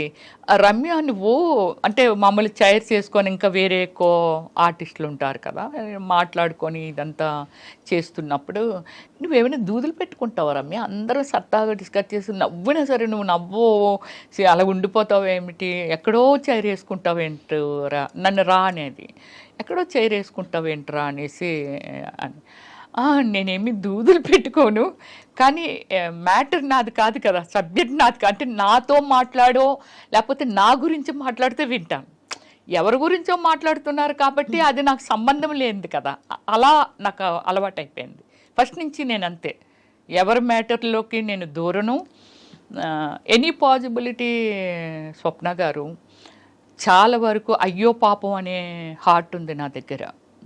అయ్యో పాపం ఇలా అయ్యిందా, అయ్యో మనకి అంటే నాకు ₹1,00,000 వచ్చింది అనుకోండి. చాలా ప్లేసుల్లో నేను ఇది స్టేట్మెంట్ కూడా ఇవ్వడం జరిగింది. నాకు ఒక 1 lakh వచ్చింది, 10,000 ఈజ్ నథింగ్. ఇంకా నాకు 90,000 ఉంది. ఆ 10,000 సాక్రిఫికేషన్ చేస్తాను. ఏమి చెయ్యాలి, దేనికోసం యూజ్ చేయాలి, ఏమిటి అనేది. సో 27 కంట్రీస్ తిరిగాను నేనైతే. ఎంత హైయెస్ట్ రెమ్యూనరేషన్ ఎప్పుడు అందుకున్నారు రమ్య గారు? నేను హైయెస్ట్ రెమ్యూనరేషన్ అయితే ఆర్యభట్టకండి, దానికి అందుకున్నాను. దానికి వచ్చి 15 lakh ఇచ్చారు నాకు. తర్వాత అన్ని ఐటమ్ సాంగ్ చేస్తే 10 lakh. 10 lakhs కూడా. వావ్. సో అయితే మీరు దాన్ని కెరియర్గా మలుచుకుని దాదాపు వెళుతున్న టైంలో మళ్ళీ మీరు చాలా మంది కమెడియన్స్ పక్కన వేశారు. బ్రహ్మానందం ఆల్ కమెడియన్స్తో, సుమన్ శెట్టితో కూడా చేశాను నేను. ఎలా ఉండేవారు అందరూ? అప్రిషియేటివ్గా అందరూ. నాకు ఎల్బి శ్రీరామ్ గారు నా సినిమాలో కూడా చేశారు కదండి. సో లైక్ ఒక ఫాదర్ లాగా అనిపించేవాళ్ళు. బ్రహ్మానందం గారు, అందరికంటే బ్రహ్మానందం గారితో చాలా ఎక్కువ, హేమ గారి కంటే నేను ఎక్కువ చేస్తుంటాను బ్రహ్మానందం గారితో. బట్ నేనేమిటంటే అంటే అందరికీ తెలుసు చాలా లిమిట్లో ఉంటుంది. రా అమ్మాయి వెళ్ళాడబోదాం, రావచ్చు కదా సరదాగా అని అన్నారనుకోండి, నేను ఏదో పని పెట్టుకునేదాన్ని. అంటే వేరే స్టేట్లో బ్రహ్మానందం గారు కానీ అలా రూమ్లో ఏం చేస్తావు, షూటింగ్ చేసి వచ్చి రావచ్చు కదా సరదాగాన. అలా అంటే సార్ నాకు ఇలాగా మాకు తెలిసిన వాళ్ళు ఉన్నారు అంటే, ఏదో ఇప్పుడు నన్ను ఏమి కొట్టరు. అలాగే నేను సఫర్ అయింది బాబు మోహన్ గారితో కానీ. సో అంటే వాళ్ళకి అర్థమైపోయేది ఒక 3 డేస్లోనో ఎప్పుడో 1 డే అంటే ఏదో చెప్పొచ్చు, 3rd డేస్ అలా ఉంటాయి కదా, వాళ్ళకి అర్థమైపోయి ఉండేది ఈ అమ్మాయి కావాలని అవాయిడ్ చేస్తుంది అని. సో అలా ఇప్పుడు నేను చెప్తానండి, హేమా గారు లేకపోతే ఇంకోళ్ళు ఎవరో స్టేట్మెంట్ ఇచ్చారు, బ్రహ్మానందం గారు నా విషయంలో కూడా అలా ప్రవర్తించారండి. బాబు మోహన్ గారు కూడా ఏ అమ్మాయిని చూస్తారా, మమ్మల్ని చూడరా ఏంటి, అమ్మాయి ఉంటేనే సినిమా ఆడుతుందా అలాగే ఇలాగని చెప్పి నన్ను అవాయిడ్ చేసిన వాళ్ళు ప్రొఫెషనల్ గా అంతే అంతే. సో ఒక మామూలుగా పర్సనల్ లైఫ్స్లోకి మేము వెళ్ళామండి, బట్ ఎక్కడో ఒక చోట చదివాను మీకు చిన్నప్పుడే పెళ్ళయ్యి తర్వాత మీరు విడిపోయారని చెప్పి. విడిపోలేదు. అందుకే మీరు ఒకటి అంటే మీరు దానిలో చాలా బెస్ట్ ప్లేస్లో ఉన్నారు కాబట్టి చూడండి, నా మీద ఎక్కడ ఎవరితోనో లవ్లో ఉన్నదను, లేకపోతే వీళ్ళతో డేట్లో ఉందను, లేకపోతే సంథింగ్ నాది ఎక్కడ వినరండి. నాకంటూ కొన్ని మోరల్ వాల్యూస్ ఉన్నాయి, దాన్ని నేను ఎంత రెస్పెక్ట్ చేయాలో అంతే రెస్పెక్ట్ చేస్తాను. నా ఫ్యామిలీ దీన్ని ఏ రోజు స్క్రీన్ ముందుకి నేను తీసుకురాలా. Okay, any interview anything that is my personal life, cinema ఫీల్డ్కి సంబంధం లేనిది. ఓకే, ఫ్యాన్స్ క్యూరియాసిటీ ఉంటుంది ఏమిటి ఏమిటి ఏమిటి అని, బట్ సేమ్ టైం నన్ను ప్రపోజ్ చేసిన వాళ్ళు కూడా అవుట్ ఆఫ్ కంట్రీ, ప్యారిసా లేకపోతే యుఎస్ఆ, పెద్ద పెద్ద డాక్టర్లు వీళ్ళంతా ఉన్నారు. నా పాలసీ ఎలా ఉంటుంది అంటే, ఇంతకు మించి అయితే మనం తినలేము. హయ్యెస్ట్ లైఫ్ స్టైల్ అంటే ఇస్ గాడ్ ఇచ్చాడు, ఒక సిస్టమేటిక్గా నేను దాన్ని సెక్యూర్ చేశాను. ఇంకింతకు మించి ఒక బెంచ్ కారు ఎనీథింగ్ లోపల ఇవైతే అవే ఉంటాయి. ఒక లగ్జరీ చూసేసిన తర్వాత ఇంకే కారుకి వెళ్ళిపోయినా అదే ఉంటుంది. 150కి మించి పై వెళ్తే ఏ కారు అయినా అవుటే. నారాయణ గారు అబ్బాయి ఏమయ్యారు అనుకుందాం. అలాంటి చాలామందికి ఇది. అవును, ఇంతకు మించి లైఫ్ ఏంటి, ఇంతకు మించి లైఫ్ లేదు కదా. నేనే ఒక సెక్యూర్డ్గా ఉన్నాను. ఓకే, నాకు డ్రైవర్ ఉంటాడు, 2 పనులు ఉంటారు, మంచి స్టేయింగ్ హోమ్ ఉంది, సో పోనీ ఇంకొక హోమ్ ఉంది, ఇంకేమిటి. అందుకని నాకు అంత అలా వెళ్ళిపోవాలి అని ఏం లేదు. నన్ను అందరికీ తెలుసు, లైఫ్ లైన్లో ఉండాలి. ఓకే, దానికి ట్విట్టర్ ఉంది, ఇన్స్టాగ్రామ్ ఉంది, ఫేస్బుక్ ఉంది. అప్పుడప్పుడు హాయ్ హవ్ యు అని ఏదో విచ్చేస్తూ ఉంటాము. ఓ రమేశ్వరి గారు ఇప్పుడు ఇలా ఉన్నారు, ఇప్పుడు మీ ముందుకు వచ్చాను, సో ఇప్పుడు నేను కనిపిస్తాను అంటే ఇంతే తప్ప నేను అత్యాశకు వెళ్ళిపోనండి. అత్యాశ మీన్స్ అన్లిమిటెడ్ అనేది మనిషి పతనమే. అవును, మీరు ఫ్లైట్లో ఎంతసేపు ట్రావెల్ చేయండి, అమెరికా వెళ్ళి భూమి మీద ల్యాండ్ అవ్వాల్సిందే. ఆ పాలసీ ఉంది నా దగ్గర. అది చాలా మంచి పద్ధతి. మీరు అంటే ఫస్ట్ నుంచి ఎంత అండర్స్టాండింగ్ ఉంటే మీరు మిమ్మల్ని మీరు అంటే లీడ్ చేసుకోవడమే కాకుండా మీరు ఇన్ని రంగాలలో ఇంత మీ ప్రతిభను చూపించారు. అదే అంటే సో అయితే మీకు వివాహం అయిందండి? అయింది, చిన్నప్పుడే అయిపోయింది. 13 years ఏజ్కే మ్యారేజ్ అయిపోయింది. కాకపోతే నేను ఎక్కడ రివీల్ చేయలేదు అంతే, అంతకు మించి. ఇప్పుడు మీ వారు ఎక్కడ ఉన్నారు? ఎక్స్పైర్ అయ్యారు. ఒక 2 years బ్యాక్ ఎక్స్పైర్ అయ్యారు. Okay, yeah. సో మరి ఈజ్ లైక్ మై ఫాదర్ స్వప్న. చెప్పాను కదా, చాలా రెస్పెక్ట్ ఇస్తాను. ఈరోజు గుడిలో పూజించినట్టుగా పూజిస్తాను ఆయన్ని, చాలా రెస్పెక్ట్ ఇస్తాను. Not a wrong. ఇప్పుడు అతని వల్ల తప్పలేదు, నేను ఎందుకు సఫర్ చేయాలి?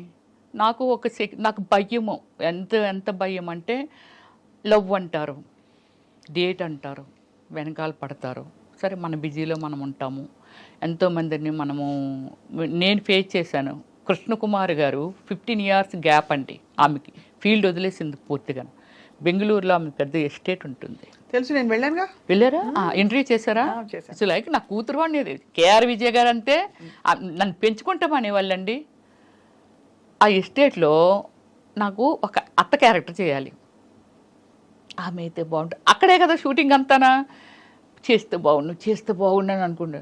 అమ్మ ఇప్పుడు మళ్ళీ మేకప్ అయ్యి కూర్చొని వాళ్ళు ఎవ్వరు అడిగినా యాక్సెప్ట్ చేయలేదండి. నేను అడిగాను, ప్లీజ్ మీరు చెయ్యండి బాగుంటుంది మంచి క్యారెక్టర్ అంటే అప్పుడే యాక్సెప్ట్ చేశారు. డైలీ లంచ్ ఆవిడ ఇంట్లోనే, ఆ ఎదురుగానే సావుకార్ జానకి గారు చూసాను ఆవిడ వెళ్ళారా? పుట్టిరు. ఆవిడ కూడా. మేఘా వర్షించని ఒక మూవీ అనమాట, అద్భుతమైన మూవీ. అలాగే మలయాళంలో ఒక మూవీ చేశాను, ఆ మూవీకి నాకు అవార్డు వచ్చింది. సో అలాగే ఏమిటంటే వాళ్ళందరూ మాట్లాడుతుండేవాళ్ళు ఈ వీటి గురించి, ఏంటో వస్తున్నారు ఏదో అయిపోతున్నారు. అప్పుడు మన శశికళ గారు ఏదండి ఆమె కాంచనా గారు ఎందుకు అలా మాటల్లో వస్తూ అవతల వెనక వైపు మీరు స్విమ్మింగ్ పూల్ చూసారా అటు చూసాను, అక్కడ కుర్చీలు వేసుకొని కూర్చున్నాము. కూర్చుంటే ఇవన్నీ చెప్పేవారు, వీళ్ళు ఎలాగైపోయారు అలా అలాగైపోయారు, సావిత్రి గారు ఎలాగైపోయారు ఇవన్నీ అని.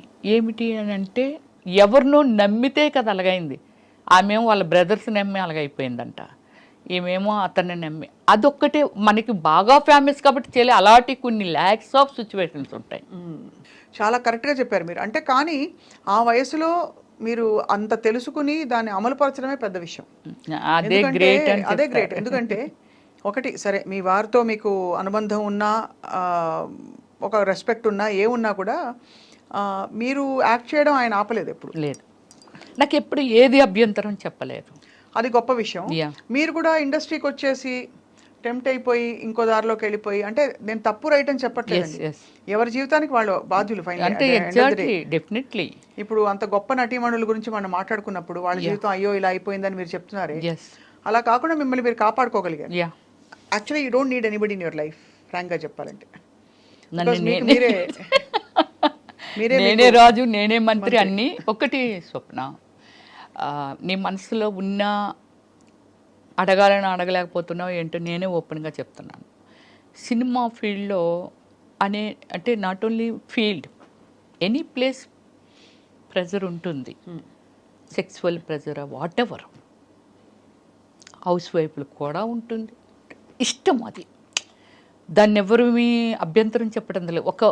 నాకు ఒక ఐటెం ఇలా కూర్చొని మాట్లాడుతున్నాను స్వప్న, నువ్వు నాకు నచ్చేయచ్చు, లేకపోతే వీళ్ళు చూస్తున్నాను చాలా ఐటమ్స్ ఉన్నాయి, అందులో ఏదో నాకు నచ్చొచ్చు, ఇది నా హార్ట్ స్పందన. అలాగే ఎవరికి ఎందుకు నచ్చమో, ఒక గ్లామర్ ఉన్నప్పుడు వెంకటేశ్వర స్వామి దగ్గరికి ఎందుకు వెళ్తున్నాము, ఆయన ఏమైనా ఇచ్చేస్తున్నారా, ఇస్తారా మనకు తెలియదు, ఇస్తారా ఎవరు, కానీ నచ్చారు. చాలామంది గాడ్స్ ఉన్నారు కదా. కానీ ఐహిక సుఖాలకి దైవిక సుఖాలకి, దైవిక ఆనందానికి తేడా ఉంది కదా. ఉంది ఎగ్జాంపుల్ చెప్తున్నాను అంతే.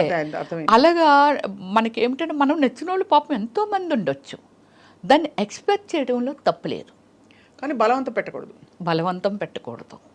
సినిమా ఫీల్డ్లో కలిసి వర్క్ చేస్తుంటారు. ఇప్పుడు 500 కోట్లు 1000 కోట్లు బడ్జెట్లు వచ్చేసాయి, 5 crores అనుకుందాం.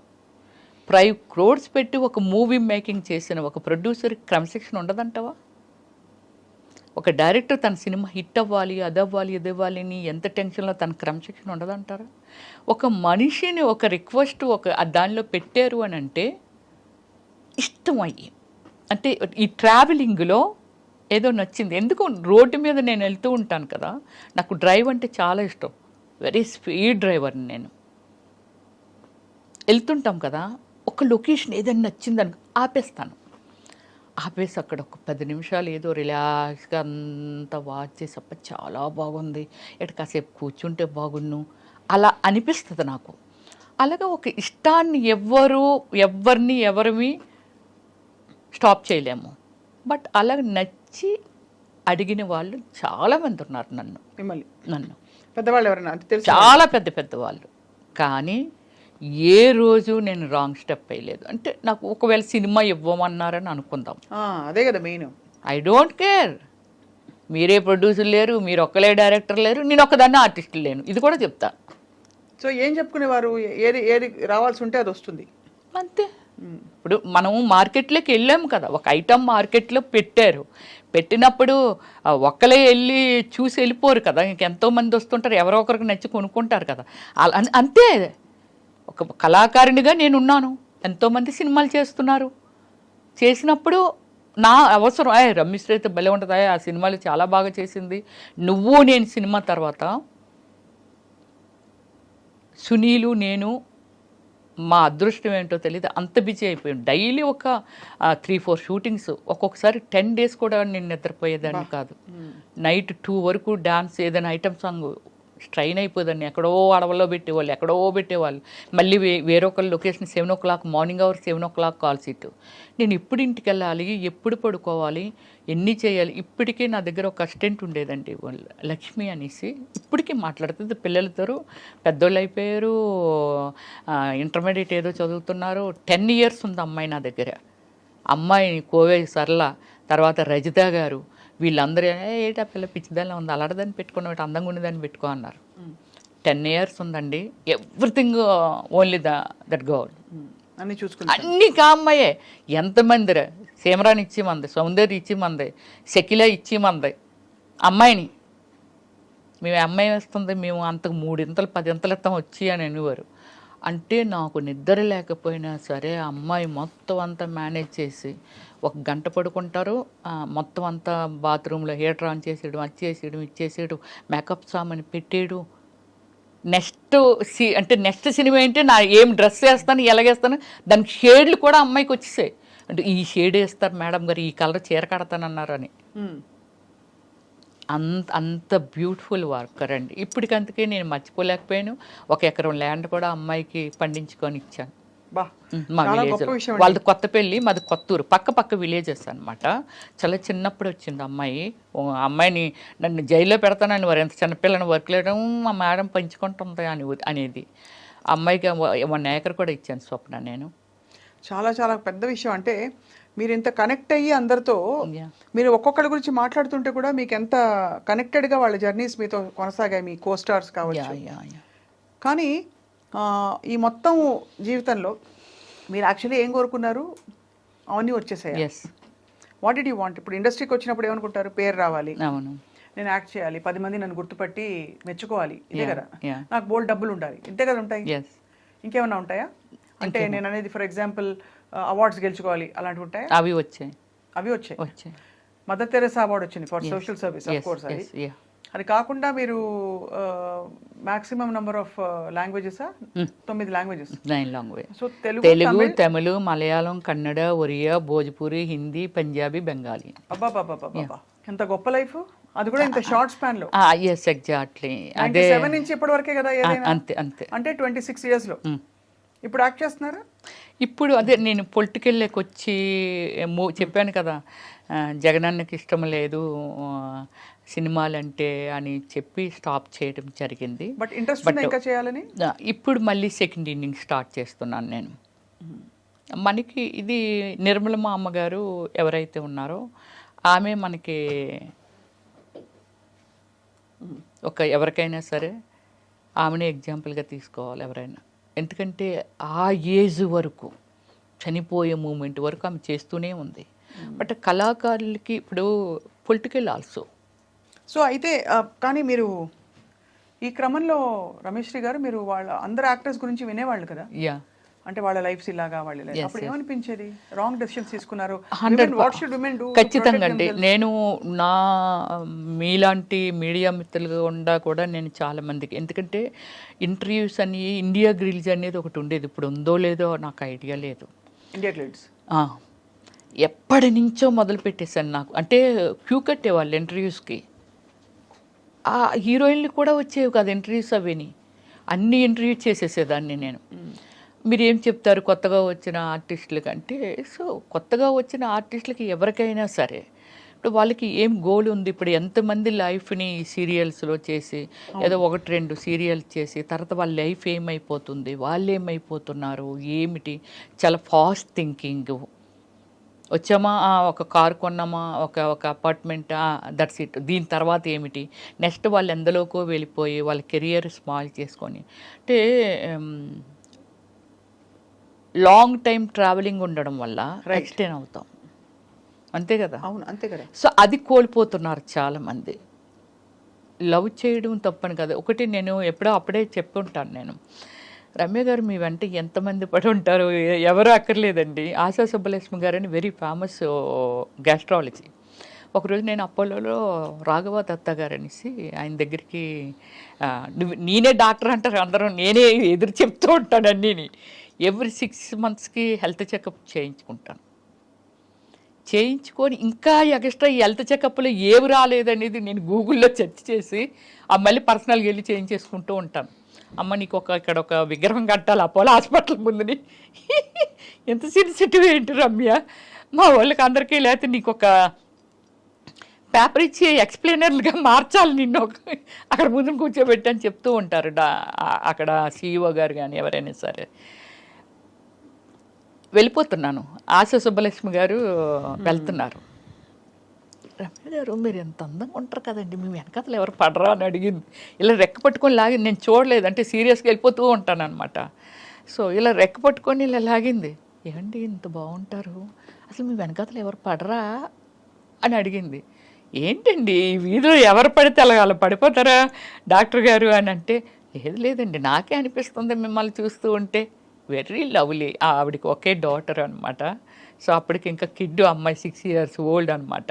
సో అలాగే ఏమిటంటే చాలా ప్రౌడ్గా ఫీల్ అవుతాను అంతే, అంతకు మించి ఏమి వెళ్ళను ఎక్స్ట్రా. చాలా ప్రౌడ్గా ఫీల్ అవుతాను. ఎవరైనా నేను వెళ్ళిపోతుంటే నన్ను ఎవరైనా చూశారు, వాడు చూస్తాడు అనుకుంటాను, చూస్తాడు, అది చూడడంలో గ్రేట్గా ఫీల్ అవుతాను. మళ్ళీ వేరే సెకండ్ థాట్ ఏమీ ఉండదు నాకు. అంతే చూడడంలో గ్రేట్గా ఫీల్ అవుతాను. బాగుంది, చాలా ఆనందం ఉంది. ఇంకొక విశేషం ఏంటంటే మీరు 9 భాషల్లో నటించి ఇంత తిరిగేసి అంతా చేశారు, కానీ మీ ఊరి భాష ఎక్కడ పోలేదు. లేదు, ఉత్తరాంధ్ర భాష ఇది కూడా మీకు చెప్పాలి. ఎంతమంది అడిగారు తెలిసిన, ఏంట్రా మీ స్లాంగ్ మార్చవేంటి, ఎందుకు స్లాంగ్? నేనన్నా ఎందుకు మార్చాలి అన్నా, తల్లిని మార్చినట్టుగానే కదా. అవును, మీ ఊరి భాష, మీరు పుట్టి పెరిగిన వాతావరణము, దీన్ని ఎందుకు మార్చాలి అంటాను నేను. ఎందుకు మార్చాలి, మార్చను నేను అనేదాన్ని. చాలా మొండిగా, నీ రూపం చూస్తే నువ్వు చూస్తే అసలు నీకు తెలుగు వచ్చా, ఎక్కడో నారుతమ్మా ఇవి ఇలా అనుకుంటాము. అంటే చాలా ఉంది, మీకు తెలుగు వచ్చా మేడం అని అడుగుతారు. బట్ నేను మాట్లాడేది స్వచ్ఛమైన తెలుగు, మా లాంగ్వేజ్. అదే మీ లాంగ్వేజ్. శ్రీకాకుళం యాడ్ అవుతుంది, శ్రీకాకుళం భాష బాగా వినిపిస్తుంది, యాడ్ అవుతుంది. అలాగే విజయనగరం, బొబ్బులి, విజయనగరము, ఇలా అన్ని విజయనగరం అని పలుకుతాం. విజయనగరం అనేసరికి తెలిసిపోయింది. అది ఆ స్లాంగ్ నేను వదలను, నాకు నచ్చదు. ఇప్పుడు మీ వాళ్ళంతా అక్కడే ఉన్నారా? అంత అక్కడే ఉన్నారు, నేను ఒక్కదాన్ని. మీరు ఎంతమంది అక్క చెల్లెళ్ళు రమేష్? Brothers sisters 6 members. మాది అంతే, మాకు తెలిసినప్పటి నుంచి మాదంతా సెటిల్ ఇన్ విశాఖపట్నము. సో నా బ్యాక్గ్రౌండ్ అంటే నేను పెరిగిందంతా చెప్పాను కదా, అమ్మమ్మ వాళ్ళ ఊర్లో పెరిగాను. సో అందువల్ల ఏమిటంటే నేను 10th class అయిపోయిన తర్వాత సిటీకి వచ్చాను నేను. సో అది అయిపోయిన తర్వాత కొన్నాళ్ళు అంటే ఇంటర్మీడియట్ డిస్కంటిన్యూ చేశాను, చాలా ప్లేస్లో చెప్పాను కూడా, ఇటు వచ్చాను. మీ డాక్టరేటే వచ్చేసింది కదా? వచ్చింది. అదే కాబట్టి అన్నిటిని మించిపోయిన ఆ చదువు అది అందుకేనండి వెరీ ప్రౌడ్గా ఫీల్ అవుతాను. ఇంకేముంది సాధించడానికి ఈ లైఫ్లో అనేది, ఒక పొలిటికల్లే నేను ఎమ్మెల్యే అనిపించుకోవాలి అనేది ఒకటి నాకు టార్గెట్ ఉంది. ఎమ్మెల్యే అనిపించుకోవాలి. నేను ఇచ్చిన సర్వీసు అంటే మనం ఒకటి చెప్తామండి, విగ్రహాలుగా ఒక ఎన్టీఆర్ గారు, రాజశేఖర్ రెడ్డి గారు, లేకపోతే ఎంతోమంది అల్లూరి సీతారామరాజు గారా, లేకపోతే గాంధీ తాత గారా, లేకపోతే ఇలా ఉన్నారు. నా రేంజ్కి ఏది ఇచ్చినా ఆ రేంజ్లో నేను నిలబడాలనేది నాకు ఒకటి ఉంది. అని మీకు ఏది ఇచ్చినా మీరు దానిలో బెస్ట్ చేయాలని, ది బెస్ట్ చేయాలనేదే నా కోరిక అనమాట. అది. సో రమేష్ గారు, ఇన్ని మన డీప్ విషయాలు మాట్లాడాం. ఎన్ని డ్రెస్సులు, ఎన్ని చీరలు ఉంటాయండి మీకు? నాకు సారీస్ అంటే ఒక 1000 above ఉంటాయి. అంటే చాలాన్ని కట్టకుండానే చాలా మందికి సూట్ కేసులతో ఇచ్చేస్తూ ఉంటాను. ఎందుకలా? నాకు ఇంకా కట్టే అవసరం రాలేదు, చాలా కాలం అయిపోతుంది. మా పెద్దొదిన గారు ఎవ్రీ ఇయర్ చీర పెడతారు. అది ఆ చీరలు నేను ఎప్పుడైనా టచ్ చేసానో లేదో కూడా నాకు తెలియదు. అలాగే నేను కూడా కొనేస్తాను పిచ్చిగా. అవి నేను కట్టే అవకాశం రావట్లేదు నాకు. డ్రెస్సులే వస్తారు, ఎక్కువ డ్రెస్సులే. కానీ కట్టే అవకాశం వచ్చినా ఎలాంటివి కడతాం మనము? ఏదైనా డిజైనింగ్ వేరు కడతాము. అదే ఎక్కడికి వెళ్ళినప్పుడు కడతాము, ఏదో పార్టీ వేరే వెళ్ళినప్పుడు కలుస్తాం, ఏదో ఒక ఫంక్షన్ ఉంది లేకపోతే ఒక ఆడియో ఫంక్షన్ అక్కడ కట్టింది మళ్ళీ ఇంకోసారి కట్టము.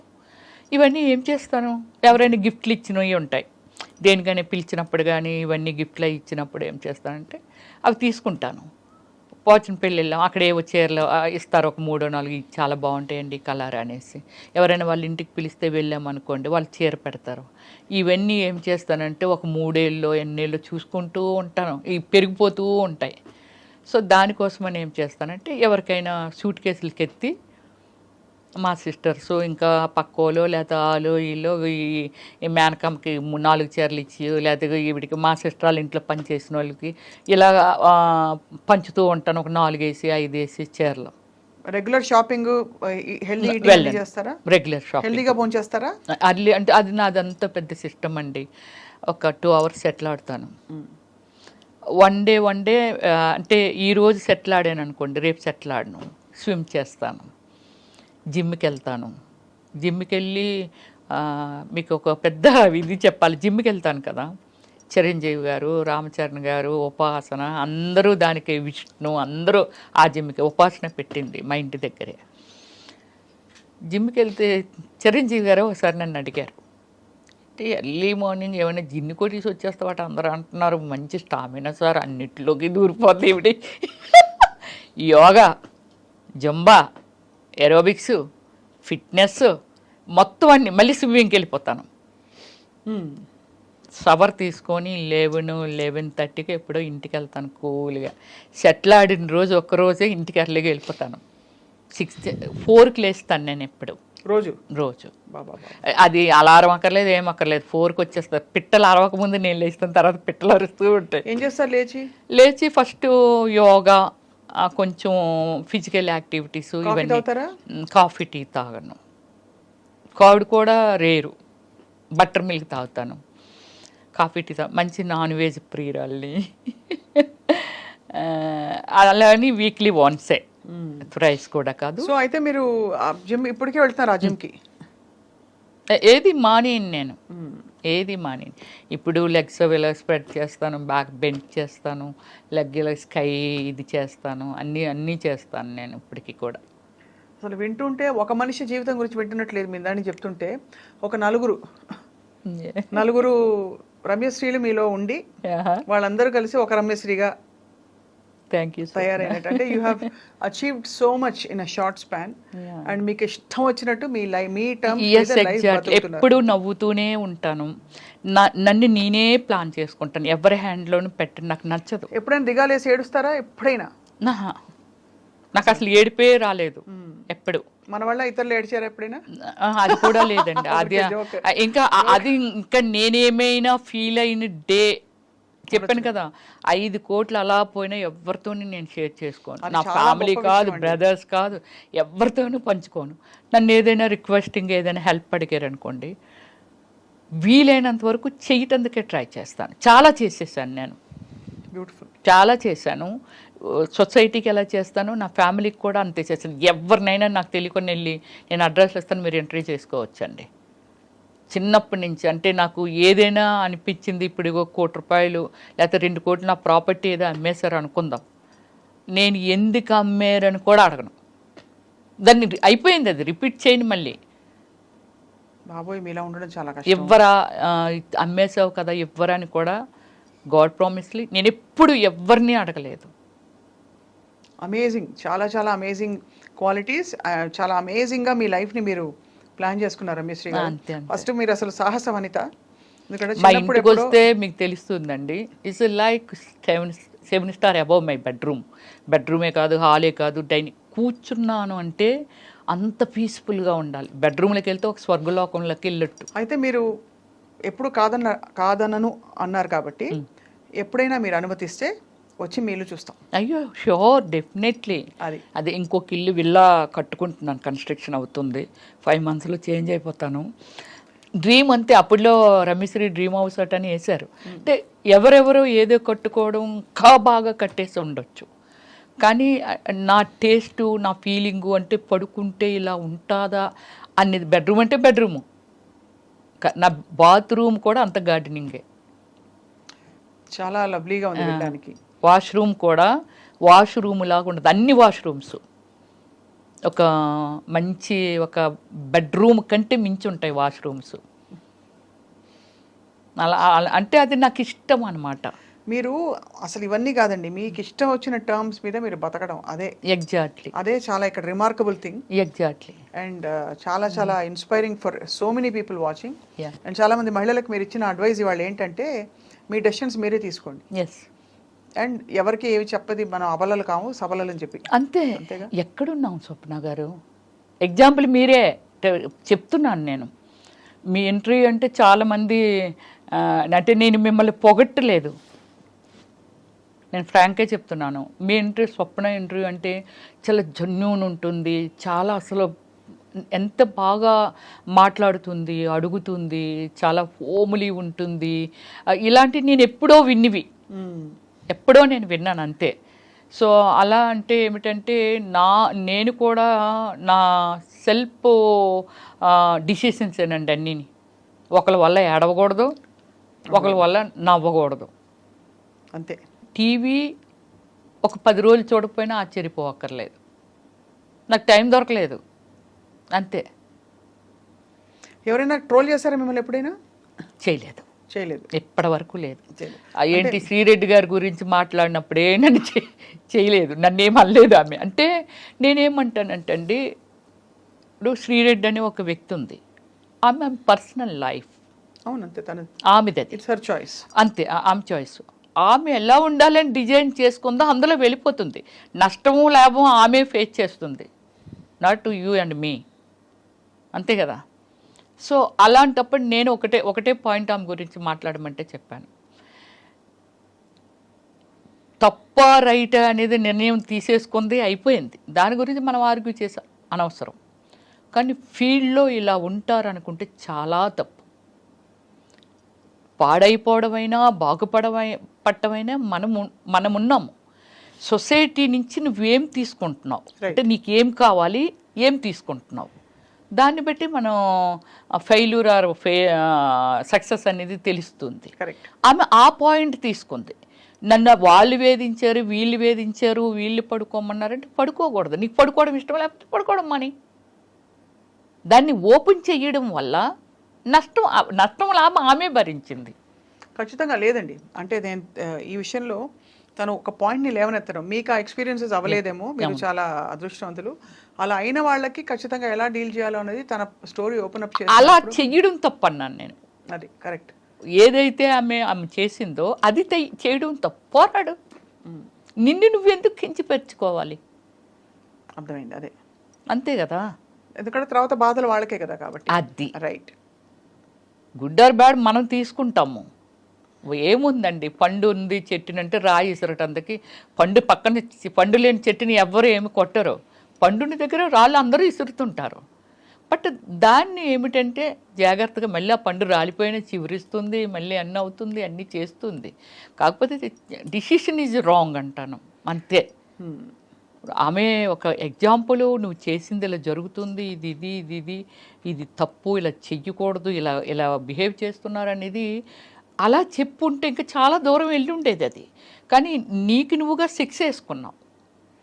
అంటే అది చాలా మందికి తప్పుకి రైట్కి మధ్య ఉండే ఒక ఏమంటారు క్లారిటీ లేకపోవడం. అది బికాస్ చాలా మంది ఇరుక్కుపోతారండి ఆ సిచ్యువేషన్ లో. ఎలా బయటపడి చేసింది ఆమె. మీకు మోడలింగ్ కోసం వాళ్ళు తీసుకెళ్ళినప్పుడు మీరు ఎలా అయితే కార్ లో ఇరుక్కుపోయారు, ఇక్కడ పరిస్థితి ఒక సిచ్యువేషన్ క్రియేట్ అయ్యి ఇరుక్కుపోయిన వాళ్ళు చాలా మంది చెప్తారు. ఒకసారి నాకు ఏమైందో తెలుసా, నేను చెన్నైలో షూటింగ్లో ఉన్నాను. 10 డేస్లో షెడ్యూల్ అయిపోతుంది అనుకునేది 13 డేస్ పెట్టింది, 3 డేస్ ఎక్స్ట్రా పెట్టింది. కొంచెం డిస్టర్బ్ అయ్యారు, లాంగ్ షెడ్యూల్ కదా. నాకు ఇంట్లో ఒక సర్వెంట్ ఉండేది, నాతో పాటు ఒక ఆమె వచ్చేది, ఒక ఆమె ఉండేది, ఇంట్లో ఉండిపోయేది. అమ్మ ఎవరో వస్తున్నారు, మీ ఫోటోలు అంట అవి అంటే నేను ఎప్పుడు మాట్లాడగలను, నైట్ ఈవినింగ్ వరకు స్ట్రైన్ అయ్యి వస్తాం, నైట్ పడుకునే ముందంటే చిరాకు కొట్టేది, అర్లీ మార్నింగ్ అంటే మేకప్ అది ఇది అంతా హడావుడి. ఇలా దాంతో అమ్మ వాళ్ళు ఈరోజు కూడా వచ్చారనేది, అరే మాట్లాడతానులే అనేదాన్ని. ఇలా అని చెప్పి ఫోటోలు కావాలటమ్మ, వాళ్ళు ఏదో సినిమా తీస్తున్నారంటే, నన్ను తెలుసు కదా, అప్పటికే నేను బాగా ఫేమస్ అయిపోయాను. ఫోటోలు అంటున్నారమ్మా అది ఇది అని అంటే, సరే నేను వస్తాను చూసుకుంటానులే అని అన్నా. వచ్చాను కదా, వచ్చిన తర్వాత ఒక అతను వచ్చాడు, అమ్మ మీ ఫోటోలు కావాలమ్మా అంటే, ఆల్బమ్ అది నాకేమీ లేదు బాబు ఆల్బమ్లు అవిని. రమ్మిశ్రీ ఎవరంటే చెప్తారు కదా, అంటే ఇప్పుడులాగా మనమేమి ఎక్కడ చర్చ చేస్తే దొరకవు కదా, ఎవరిని అడిగినా చెప్తారు రమ్మిశ్రీ ఎవరంటే. ఇప్పుడు నన్ను ఆల్బమ్ అది అడుగుతా అంటే, సరే ఫోటోలు ఉన్నాయిలే అని కొన్ని ఇచ్చా. పట్టుకెళ్ళిన తర్వాత వాళ్ళ అబ్బాయిని పంపించిందండి ఆవిడ. ఇప్పుడు ఆవిడ కూడా కళాకారిణి, కానీ ఆవిడ కళాకారిణి అనేది నాకు నిజంగానే తెలియదు. ఆ ఫోటోలు ఇచ్చి అంటే నాకు టైం దొరికినప్పుడల్లా అడుగుతూ ఉండేదాన్ని. సో ఆమె ఎప్పటికీ ఫొటోస్ ఇవ్వట్లేదు. రెండమ్మ తీసేసుకుందరు అంటే, గోల్డ్ స్పాట్ కంపెనీ ఉండేది, ఐడియా ఉందా అమీర్పేట దగ్గర? దాని ఆపోజిట్ గల్లీ. అంటే లైఫ్లో కొన్ని మనము ఫేస్ చేసి అవి మనకి ఎప్పటికీ మెమరీ. మీ రూపాన్ని నేను చూశాను, నాకు ఎప్పటికీ చనిపోయేంత వరకు మీరు ఎక్కడో అక్కడ టచ్ చేస్తూనే ఉంటారు ఇక్కడ. సో సరే ఏంటి ఇవిడి ఎవరిని పంపినా ఫోటోలు ఇవ్వట్లేదేంటి అని చెప్పి అటువైపే వెళ్తూ, మారెడ్డి గారు, నేను అప్పుడు రెంట్కు ఉండేదాన్ని స్వప్న అరోరా కాలనీలో. తర్వాత ఆయన దగ్గరే హౌస్ కొనేసుకున్నాను, ఇప్పుడు అమ్మేశాను కూడా అది. ఆయన, అమ్మ రా అమ్మ నేను అట్టే పోతున్నానులే, తీసుకెళ్తాను, ఆడపిల్లవి నువ్వు, నాకు డ్రైవింగ్ రాదు కదా, నాకు జన్ కారు ఉండేది కానీ డ్రైవింగ్ రాదు. వెళ్ళా, అయితే అక్కడ పెద్ద ఒక హంగామా ఉంది, డ్రింక్ చేసేవాళ్ళు తినేవాళ్ళు ఒక 6-7 మగవాళ్ళు వీళ్ళంతా. ఈ వాతావరణం నిజంగా నాకు తెలియదు. ఏంటమ్మా వీళ్ళు ఎలా తాగుతున్నారు, వీళ్ళు ఏంటి వీళ్ళు ఇదేంటి అలా అనుకున్నాను. సరే నా ఫొటోస్ ఇచ్చి వెళ్ళిపోతాను అన్నా.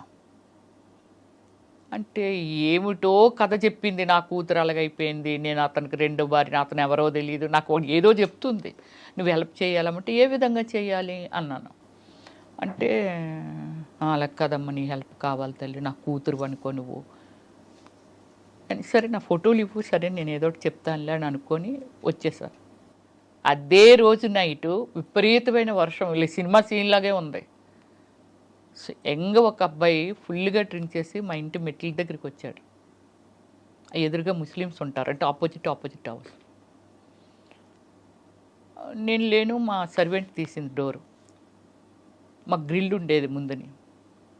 తీస్తే అబ్బాయి వచ్చి, అమ్మ నా రింగ్ పట్టుకొచ్చేసారు కదా ఇచ్చి అండి అన్నాడు.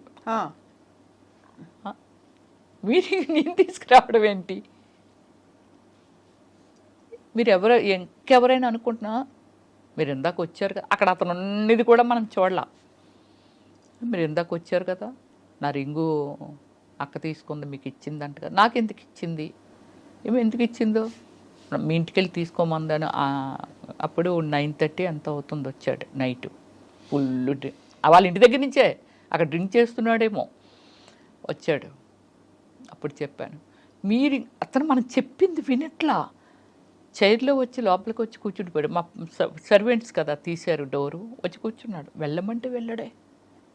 మీరు నమ్మరండి, అక్కడ నా పేషెన్స్ ఎంత ఉందంటే, తల్లిలాగా ఒక మదర్ లాగా అతనికి, ఇంత అందంగా ఉన్నావు, ఇంత బాగున్నావు అమ్మ, ఇలా డ్రింక్ చేసి ఇలా రియల్లీ నేను తీసుకురాలేదు రింగు, చూడ ఆవిడే ఏదో చేసి ఉంటుంది, నా మీద పెట్టింది, నేను వచ్చాను. నాకు అంటే ఒక రీజను అర్థమైంది. ఆలోచించి నాకు ఎందుకు ఇచ్చి ఉంటుంది అంటావు, నాకెందుకు ఇస్తుంది ఆవిడ ఎవరో కూడా నాకు తెలియదు అసలు. వచ్చాను, ప్లీజ్ వెళ్ళిపో, టైం అవుతుంది, నేను ఏదైనా పోలీసులు పిలిచాను అనుకో నీ లైఫ్. అటు సింగపూర్ వెళ్దాం అనుకుంటున్నాడంట.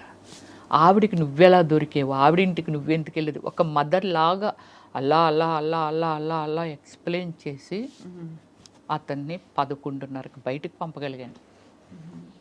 నా ఓపుకి నాకు నేనే జోహార్ చెప్పుకున్నాను, ఇంత ఓపుక రమ్య అనేది. ఏం చేసేస్తాడో భయం. మామూలుగా ఎవరినైతే కసురుతారు, లేకపోతే పక్క వాళ్ళని పిలుస్తారు, పోలీసులు కంప్లీట్ చేస్తారు. చెయ్యలేదు అసలు. బ్రతిమిలాడే రీజన్ వాడు కరిగాడు, లాస్ట్కి కరిగి అప్పుడు బయటికి వెళ్ళాడు. లోపల ఒక భయము, వీడు ఫుల్ తాగేస్తున్నాడు, టూ యంగ్ అబ్బాయి, ఏమైనా చేసేస్తాడేమో.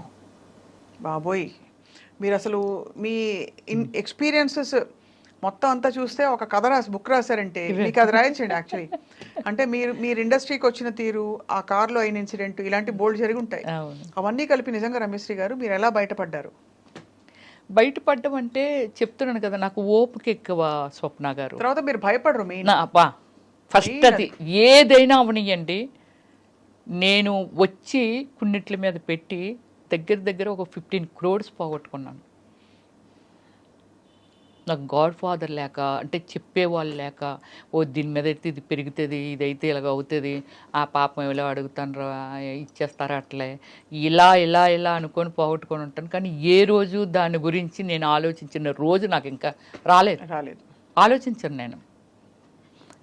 మళ్ళీ రేపు స్టార్ట్ అవుతుంది వన్ డే, దానికోసం ప్రయత్నం చేస్తాను నేను. బ్యూటిఫుల్. పోయిన దాని గురించి నెవర్ థింకింగ్, ఇలా ఆలోచిస్తాను నేను. ఏదైనా నేను చెప్తున్నది everything is true. Of course. అంటే వి బిలీవ్ మీరు వచ్చి మీరు ఇంత మీ కథ అంతా చెప్పుకోవడం, మీ జరిగిన ఎక్స్పీరియన్స్ చెప్పుకోవడమే ఖచ్చితంగా మిమ్మల్ని నమ్ముతున్నా. అంటే మీ ఎక్స్పీరియన్స్ ఎంత రియలో అర్థమవుతుంది. ఒక అబ్బాయి చెప్పాడండి, ఓమల్లి సినిమా చేశాను కదా, వాళ్ళ పేరెంట్స్ ఓమల్లి అంటే ఆ నలుగురు అనేది ఒకటి ఏదో వచ్చింది కదా అప్పుడులో, మీరు వినేవాళ్ళు.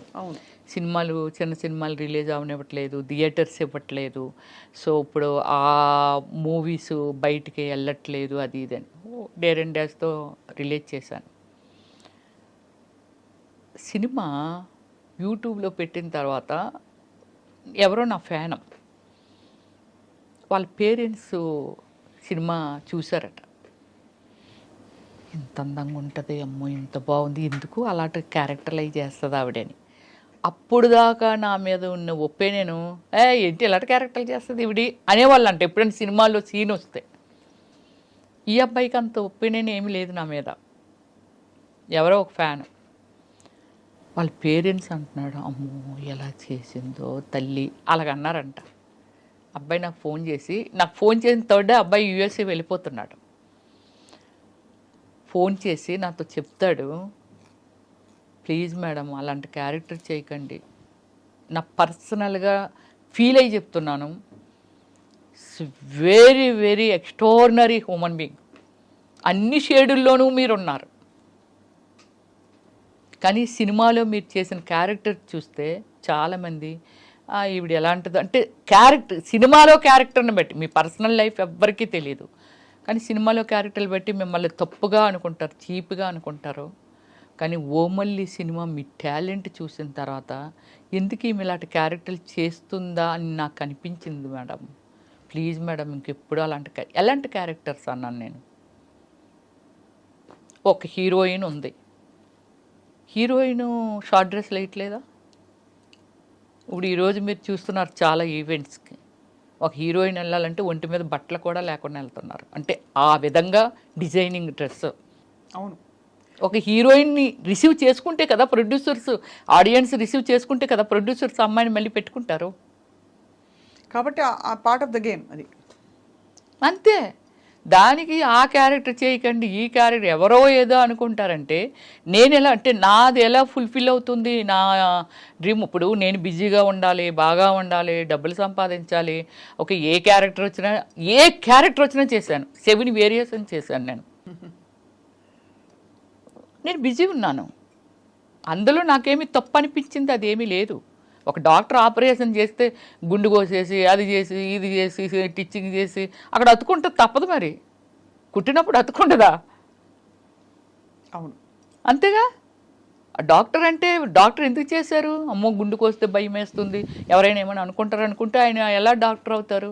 మనల్ని బ్రతికించాలి కదా. కానీ I'm very happy, end of the day so happy. ఎందుకంటే కొన్ని కోట్ల జనాభాకి ఐడెంటిఫై, అవును, కొన్ని కోట్ల జనాభాకి ఎంటర్టైన్మెంట్, అండ్ మీకు కావాల్సిన డ్రీమ్స్ మీరు ఫుల్ఫిల్ చేసుకున్నారు అంతే. ఇప్పుడు నెక్స్ట్ సెకండ్ ఇన్నింగ్స్ మొదలు పెడుతున్నారు. రమేష్ ఆల్రెడీ పెట్టేశాను. వి విష్ యూ హార్ట్ ఫెల్ట్ గా ఆల్ ది బెస్ట్. అతి త్వరలో మిమ్మల్ని మళ్ళీ తెర మీద తడుక్కుమని మెరుస్తూనో, తెర వెనక ఇంకా టిష్యూ మనీ షూట్ చేస్తూనో ఖచ్చితంగా మిమ్మల్ని యాక్టివ్ గా చూడబోతున్నాం. మీకు కావాల్సిన పబ్లిక్ లైఫ్ లో మీరు ఒక ప్రజాప్రతినిధిగా ఏ పరిధి అయితే ఆ పరిధి నెరవేరుతుందని చెప్పి మనస్ఫూర్తిగా ఆశిస్తున్నాం. అండ్ మీకు కృతజ్ఞతలు మీ కథలోని కొన్ని విషయాల్ని మాతో పంచుకున్నందుకు. Thank you very much. Thank you so much ma'am. All the best.